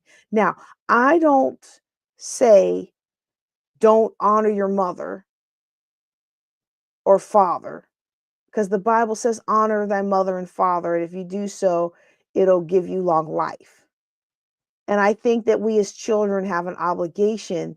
We don't necessarily have to have them move into our house, but if they can't take care of themselves anymore, we have an obligation to make sure that they're taken care of, right? Like that's part of the cycle of life. So I'm not saying all obligation is a bad thing. Some obligations are a good thing. I'm paying for Philip's college. He has an obligation to do his best. Okay? But when it comes to gift giving, party hosting, a lot of things that we do out of obligation, we know that we shouldn't do it. We know that it's not good for our pocketbook. We know that it's taking resources from our future. We know that we're actually probably forwarding somebody's ministry or business that we ought not be forwarding or helping. We know this deep down inside, but we don't want to admit it with our intellect, and we don't want to say those words to ourselves. And so we feel like, we feel obligated, or we use the phrase, I'm loyal. I'm loyal to a fault. I have heard people tell me that they're so loyal to a fault, they will run up their credit cards, taking care of their nieces and nephews. And I'm like, well, why doesn't your brother do it? Why doesn't your sister do it? Oh, well, I'm the one that made it. I have an obligation. Now, do I believe that I have a responsibility to help people who are less fortunate? I absolutely believe that I have a responsibility. But responsibility is not the same out of obligation. The responsibility is not the same as obligation. I want to say that again. Responsibility is not the same as obligation. I have a responsibility to help those less fortunate than me. But that doesn't mean I have an obligation to give them money that I earned when they were sitting around watching TV. I don't have an obligation to give them money and cash that I earned while they were drinking and partying all weekend. I don't have an obligation to let them cheat on my off of my good test because they know I get straight A's when they were out drinking and whining and dining women all weekend. I don't have an obligation. Now, I have a because I'm a child of God, I have a responsibility to help. But a lot of the things that we do out of obligation, they are not helping people. And if it's not helping people and it's making us feel bad, then it's time for us to let go of the negativity. So I did an internet poll on this, on a website called Reddit. If you haven't heard of it before, it's a forum, basically a collection of forums. And so I've gotten down some pretty negative rabbit holes on Reddit. So I'm not necessarily recommending the site per se, but I'm saying that if you are on there, find me and connect. Or I know that a lot of people on Reddit, they like to be anonymous. So you can just send me an anonymous Reddit PM with your favorite groups and the favorite things that you like to read while you're on there, so I can feel my feed with interesting things. I was really kind of hoping that I could find more of these like little cutesy cat memes and fun. What I really like to use it for so far is I've used it to find interesting gym fail videos to send my oldest who's away for college. So it's an interesting site, and it's a little rough in places, but I have been enjoying it. So if you see something that you think I might like and you're on Reddit, PM me. And if you don't mind telling me who you are, you can, but you don't have to. You can friend people and you don't even know who they are. You follow them, I guess. I don't remember. But anyway, went ahead and put a poll out there, and the results of the poll was really interesting to me. Now, I did see one message where somebody was complaining about they gave their mom a gift and she gave it to Goodwill. And she never told the child until the child asked to borrow it later. Now that's the only thing I can think of about asking for a gift. Like one time I gave my mom a book by the lady who wrote Little House on the Prairie. And because I read the Little House on the Prairie series so much out of my mom's library, I thought she loved that author. Well, she didn't. And I did. And when I bought her the book, there were plenty of them. So I was going to go back and get one. Well, by the time I went back to get myself one, that bookstore had closed down. I couldn't find it. And I wanted to get the ISBN because I could not find this book. I couldn't find it on Amazon. I couldn't find it on Barnes and Nobles. People would search for it for me. It was like the book just disappeared. And that's really strange because books, you can at least find them at a used bookstore, or you get one of those old bookstores that know how to find, they know how to track books down, y'all. So I wanted the ISBN so I could help me find it. Well, she'd given it away or she donated it or something. And I was bummed because you can't find that book anymore. But it was my fault for not buying myself a copy. And I was broke and the book was a splurge, and they had plenty of books. I thought I could always come back later, but I wasn't mad at her for throwing it out. It wasn't her style, and both of us live in small houses, so you don't have but so much room. When I give you a gift, it's yours. If you want it, great. That's the best. If you don't want it, I might like to know so I don't get that kind of thing for you again.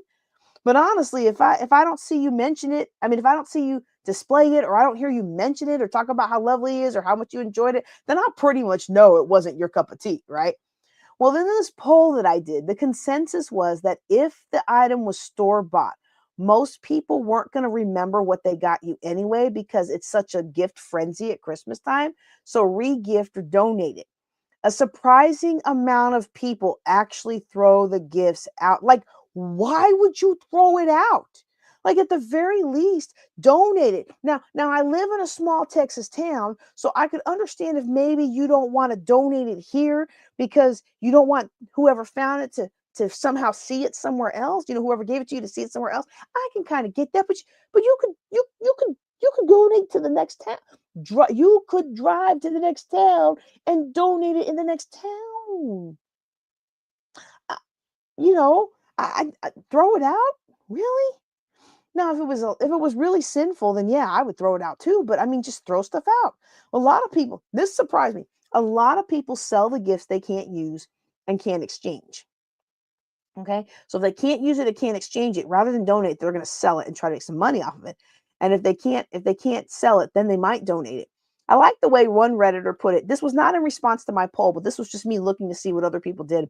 I have dealt with this exact uh wait, let me make sure I got it. Let me make sure I got it. I have dealt with this exact issue. Uh-oh, where'd it go? Come on back. I have dealt with this exact issue for decades. I have suggested name picks, told people ahead of time that I don't really want gifts. And mentioned that I prefer consumables, chocolate, wine, cheese, if gifts are coming. I don't want wine, please. But that's what this person wrote. If gifts are coming, nonetheless, I have always accepted gifts graciously and some simultaneously wondering if they even know anything about me. I cut and paste too much of this. Oops. If they even know anything about me because the gift is so off track. This is what I meant to read. I now have a different perspective. I think it's poor etiquette to saddle me with numerous gifts I don't want and won't use. Wow. Oh my goodness. You know what? If you stop and reframe it and you think about, why is the person who's giving me this gift giving me this gift? Now, if you've never seen it, I have a video out there about my dad's laptop bag that I took from his house because when he passed away, because my laptop bag broke. And when I made that video, as I was processing my emotions about not using this bag anymore because it was big, it was unwieldy, it just didn't work right with the layout and stuff. I got to a point where I was like, my dad never actually used this bag. Maybe he didn't use this bag because it was big and unwieldy and the things didn't lay out right. A lot of times people give you a gift. They give you a gift that, like it was from their house. Like sometimes people are cleaning out their house. And I hear this a lot from older ladies that like at Bible study or at the gym or something, like they're trying to give their parents are trying to give them things. Like their mom is cleaning out their house and they're trying to give them all their stuff and they don't want their mom's old stuff or they don't want their dad's old stuff. And so sometimes people are giving you a gift not for any reason that has anything to do with you enjoying it, but they're giving you a gift for their own personal reasons. And that doesn't give you an obligation to have to keep it there. And here's a funny thing, so many posts that I looked at, everyone seemed to be worried that the gift giver was going to be looking to see if they use it. And I was reading this and I'm like, well, of course they do. Because, like, if I go to somebody's house, I look to see if they're using the thing that I got them, not from a control freak perspective, because I kind of stink at giving gifts, but I want to know if you liked it. And honestly, these days I tend to give consumable gifts anyway. So you're not it's not going to be out there on the kitchen counter or on your dining room table displayed for me to see it. But most people most people who donate or give away gifts, they're like, no one has ever asked me. People don't even remember. people don't even really remember what they got. Now, if something was handmade, I did like how people say if something was handmade and it's clearly very special, then they ask the gift giver if they would like it back, and they apologize and say this is beautiful. I appreciate the effort, but this is not something that I will be able to use. And that's a great way to handle something that's precious like that, you know? Uh, but I would also caution you to be careful because I've never been a big fan of crocheted blankets, you know, the kind that have all the holes in them. I have never been a big fan of those. But we have a family member who makes them, who made them for my boys when they were born or when they were young, and I didn't think we were ever gonna use it. Both of my boys love those kinds of blankets. They love the tactile and textile feel of putting their hands in the holes and stuff, you know? I've never liked those because I like the big, thick futon, snugly warm blankies, you know? But both of my boys loved those, and so sometimes you get a gift that you think isn't gonna work, but I encourage you to give it a try before you cast judgment, you know? All right, well, there you have it. That's if you receive a gift that you can't use, maybe it doesn't fit in your house, maybe it's not a fit in your lifestyle, maybe it's super yummy, but you just don't want to eat all those calories by yourself. Share it, go ahead and return it, sell it, donate it in some other way. You can pass it along, regift it. You will make the world a better place by getting that item into the hands of someone who will actually use it. All right. Last thing I'm going to tell you, I know this has been long, and if you're listening to this on the podcast, I hope the segment on the unwanted gifts wasn't too long. But I do want to tell you about a new gift card scam, and I just learned about this, or I would have shared it with you before Christmas. Okay, um, this is a this is a real this is a real problem. Um, we've seen before that sometimes you get a gift card and it's already scratched when you open it. Like somebody opened it and they scratched it and then they put it back in the envelope. Well, a lot of the companies, and I wish I had one here to show you, a lot of the companies now have started showing a window in their envelope that holds the gift card where you can see that the scratch hasn't been scratched off. Okay. But now, what some people are doing with some of these cards, because some of them can be used without having to scratch off anything, is they open up the packet, they write down the number or otherwise make a transfer of the number, and then they put it back and it gets sold, and that they're waiting for is for you to activate it or whoever bought it for you to activate it. And once that card gets activated, they've already got the number and now they drain the card and you go to use it and now the card is empty. And so there's some things that you want to be able to do to help protect yourself in these situations. I mean, first of all, I'm not a super huge big fan of gift cards in the first place. I already explained that to you. But another thing that you can do with the gift cards, hang on. And you can't, hold on a second.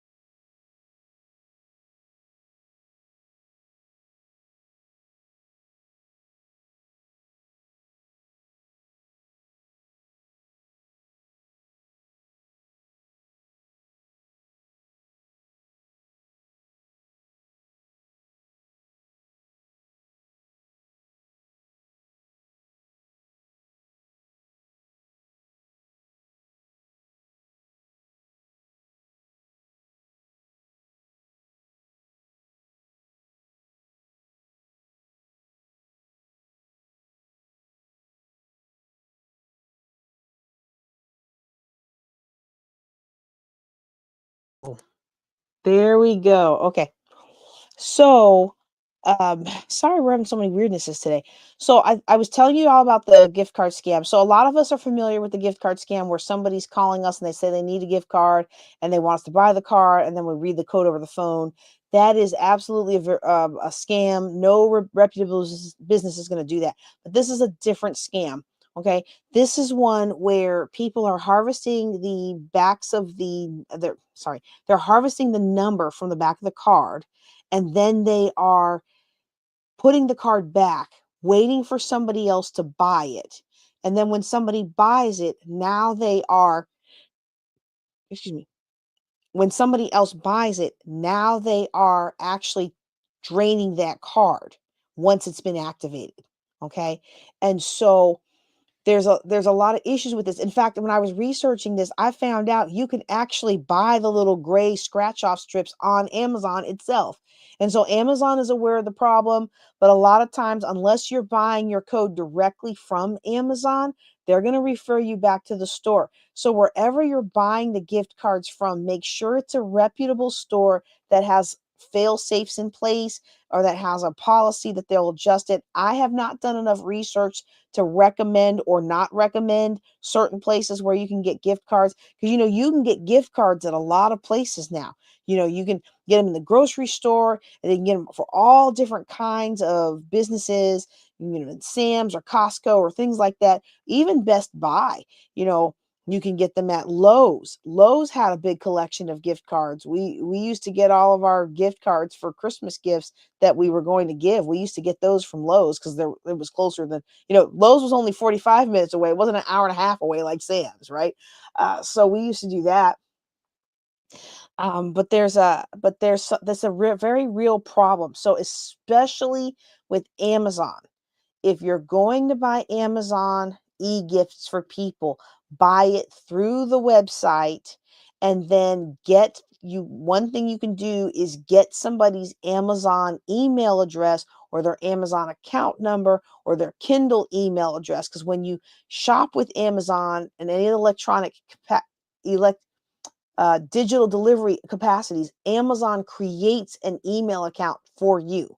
It's something something something Kindle.amazon or whatever it is, but it's an Amazon unique identifier email style. You can't receive email at it. It's how Amazon knows to send whatever digital product you have to your device. Okay, and so you want to use that, especially with Amazon in the future, or go to Amazon yourself directly, buy the code from Amazon, and then give that code to your gift recipient. Okay. That's the best way to avoid these kinds of scams. Now you might say, well, what about the places where if you get a gift card you can't use? And I actually think this is a fabulous business model. Okay. I actually think this is a fabulous business model. If you ask me about what about the places, hold on a second.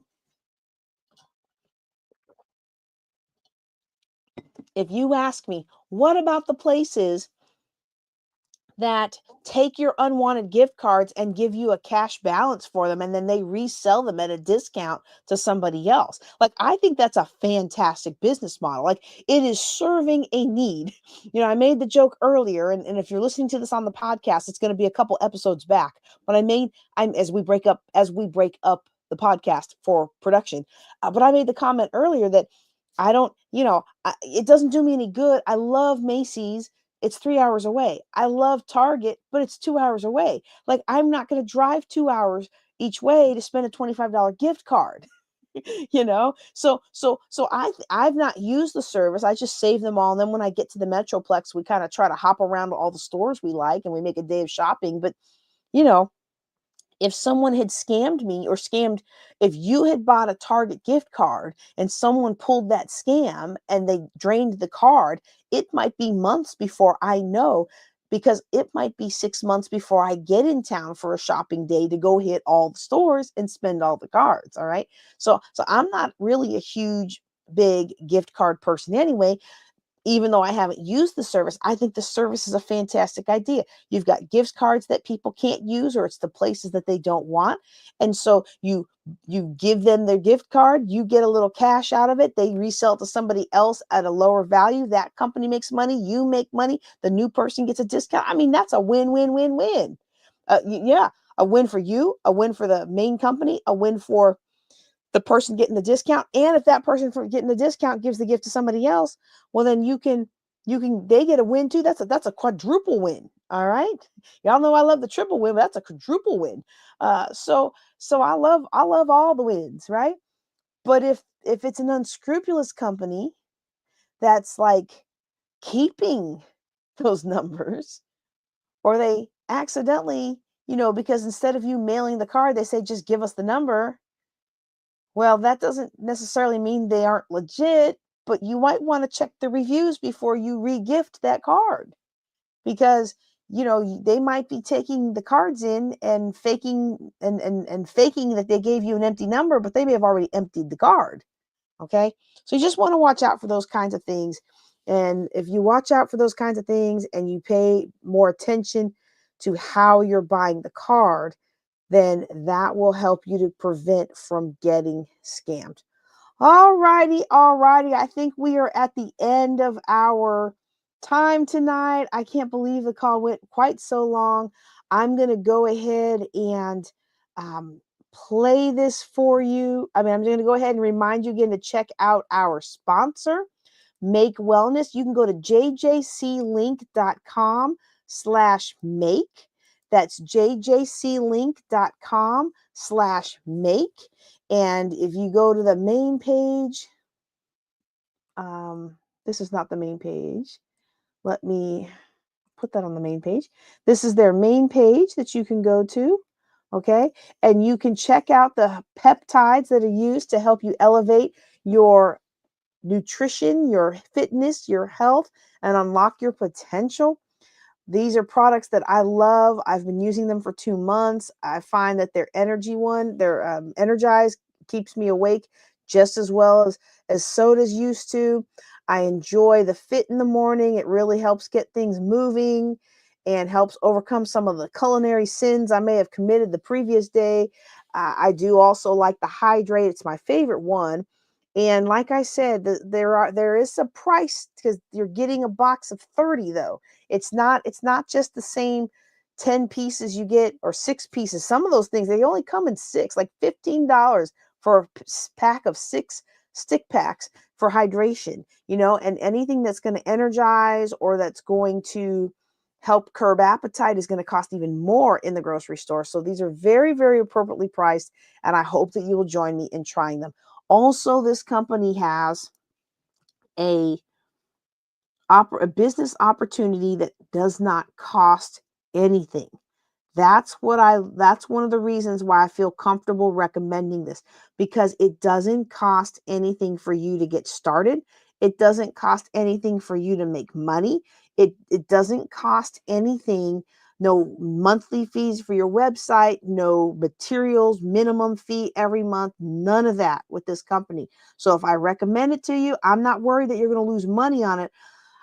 Just make sure you follow my sound financial principles as you approach the business. We are not buying storerooms full of product. And we're not buying storerooms full of any, for any of these companies, whether it's makeup or whether it's toys or any of these network marketing kind of companies. We are not buying a whole stock room or a whole closet. We're not turning our closet into a makeup or hair care or facial care or jewelry store. We are buying what's needed, and we are buying stuff for us to try, and we are buying what clients are interested in, and we are starting small and growing big. If the people have the success with these products that I've had with these products, they are going to want to buy more and more of them. The product, everybody always says the product sells itself. Well, this product really does sell itself. So if you're looking for the business, I encourage you to go to that main page, jjclink.com/make, and then click the join. But if you're just looking for some good, healthy products, click that shop and get to buying. You're going to love it. I promise you, you will. All right. Well, that's all I've got for you today. I'm JJ Conway. Thank you for watching. Woo, we've been on for 2.5 hours. Well, that's going to do a couple of podcasts for this week. I want to remind you of our teaching schedule. Every first, sorry, every first Thursday is our fireside chat where I answer questions. I took one question and turned it into 2.5 hours of talking. So I apologize if you had any other questions in the queue. I didn't see any of the comments, but I will look really quick at the JJC link. Okay, let me look at that really quick. AskJJC.com. And that takes you to a Google poll where you can ask your questions. Let me just do that real quick and see if we have any new responses. We do have a new response. Let me see if it's something that I should answer here in the podcast or if it's something I should answer later. Oh, excuse me. Yep, I am tired.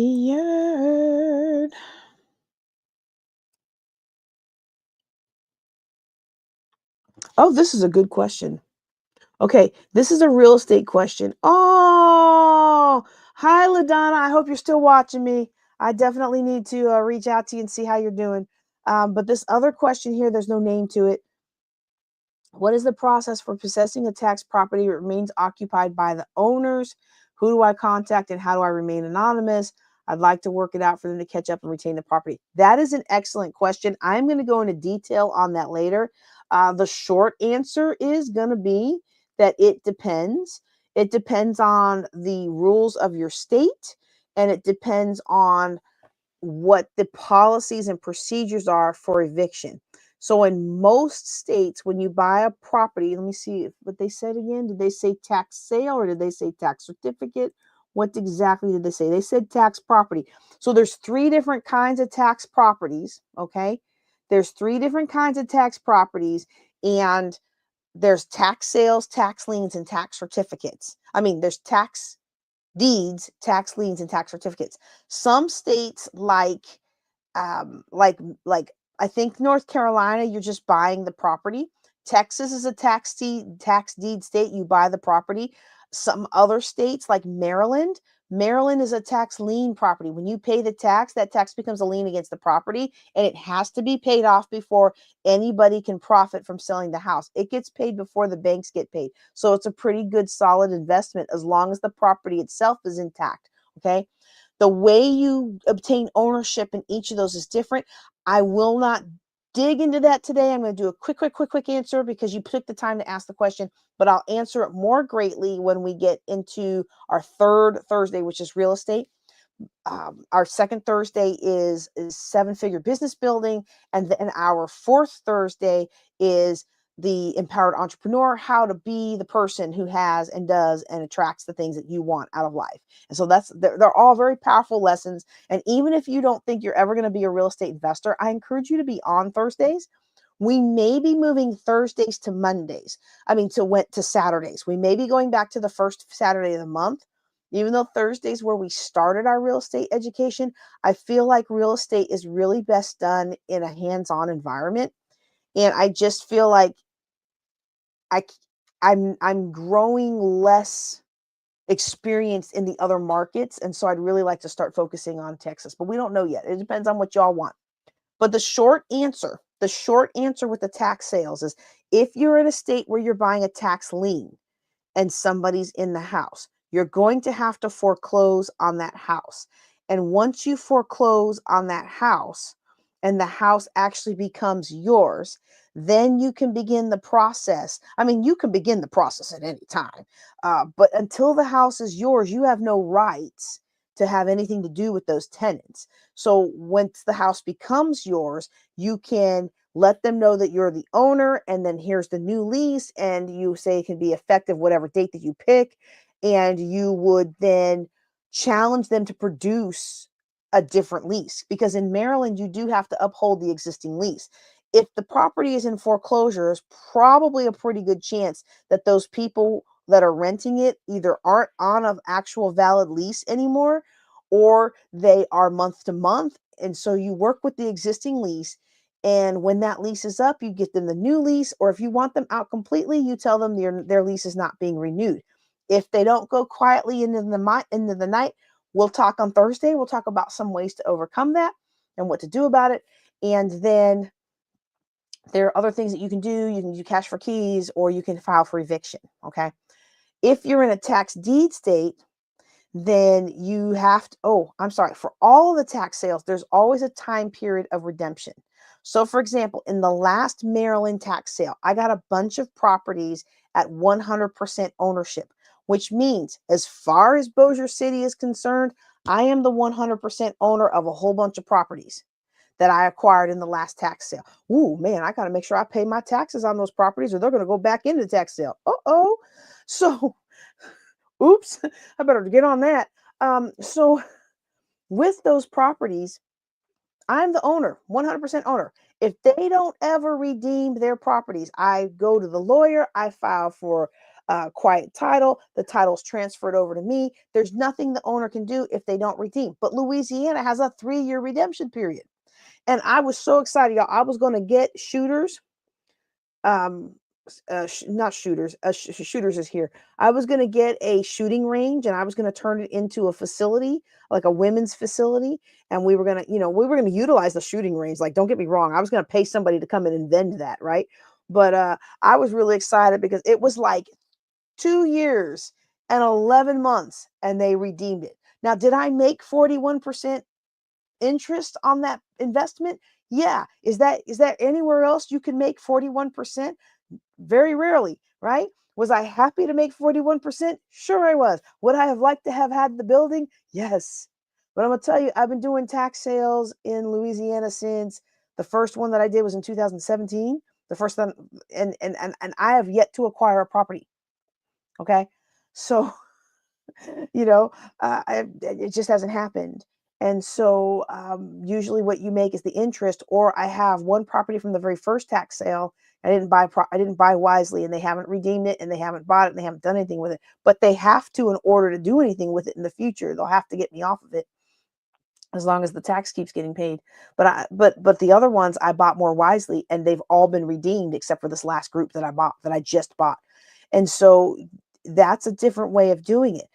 If you are in a tax certificate state like Louisiana, which I think is the only one that does it this way, where you have a fractional ownership, like I was the 100% owner of these other properties, but there's other properties out there that I bought at fractional ownership, part owner of a gas station, part owner of this, part owner of that. Well, when the property matures, when you're allowed to claim it, you have some choices. You can petition uh, you can petition through the law to partition the property and you get your cut of it. Okay. Most of the properties that I bid on were not worth it, which is why I now do 100%, because it wasn't, it's not worth it to pay $15,000 to partition a, a rental trailer that's only worth $45,000. It's just not worth it for my 4% of ownership, you know. Um, so that's that one. Tax deeds, you just have to wait out the redemption period, and then you can file for eviction. A lot of people who win tax deeds, like in states like Texas, they don't even wait. They say, I'm the new owner. Here's where you need to start paying your rent. And that, could shake up the existing owner, who just lost their house to redeem it. I think if it's I don't know, I don't even want to say, but there's a difference in Texas between homestead houses and non-homestead houses. But each state has a redemption period anywhere from 6 months. Louisiana is 3 years. That's the longest I've heard of. Okay. But again, it's every state is different and every jurisdiction is different. As far as remaining anonymous, the only way to remain anonymous is really to go through property manager or a property company and hide behind that shell. And I don't blame anybody for wanting to do that, especially if you're in a small town. It's a very smart thing to do. And so you just want to be aware of the different options. And I love the question. We'll talk more about that when we do our real estate investment class on Thursday. So again, our schedule is first Thursdays is fireside chat, or I answer your questions, and I promise I will not keep taking 2.5 hours to answer one question. I did a lot of extra research on that one, you know. The actual question itself wasn't very long to answer. But also, second Thursday, so next week, we'll be doing our seven-figure business building. And usually I put out a poll. I did not put a poll out this year. So I got to think about that. Do I want to put out a poll to find out what you all want in my Building Wealth Together group or my lady? I think we've changed it to Ladies of Wealth. Whatever it is, we've changed it to. Facebook groups. I haven't been really good about my Facebook groups ever since Facebook changed their rules to keep you from posting videos, live stream videos to your groups. You can still do it, I think, but you have to do it in person. Like I can't use StreamYard, which is what I'm using right now, and broadcast to a Facebook group. So they became a lot less interactive. And so I don't even know if I'm going to keep going with those because people aren't really engaging as much as they used to. So we'll see. We'll see. But those are all the questions that I found for tonight. Hope to see you next week. And then third Thursdays are real estate. And in January, we usually just start with the basics and we work our way through a bunch of topics ending in December. So every year we're giving you a complete real estate investment education. Now we are giving you a very generic real estate education in real estate investment education because we're speaking to people all over the world. And so I don't have the specifics, but I do give recommendations in markets where I know good real estate investment groups. I give those recommendations so that you can talk to local investors who know the ins and outs of your local laws and your local jurisdiction, and they can steer you and guide you the right way. That's all I've got for you today. Y'all take care and be blessed.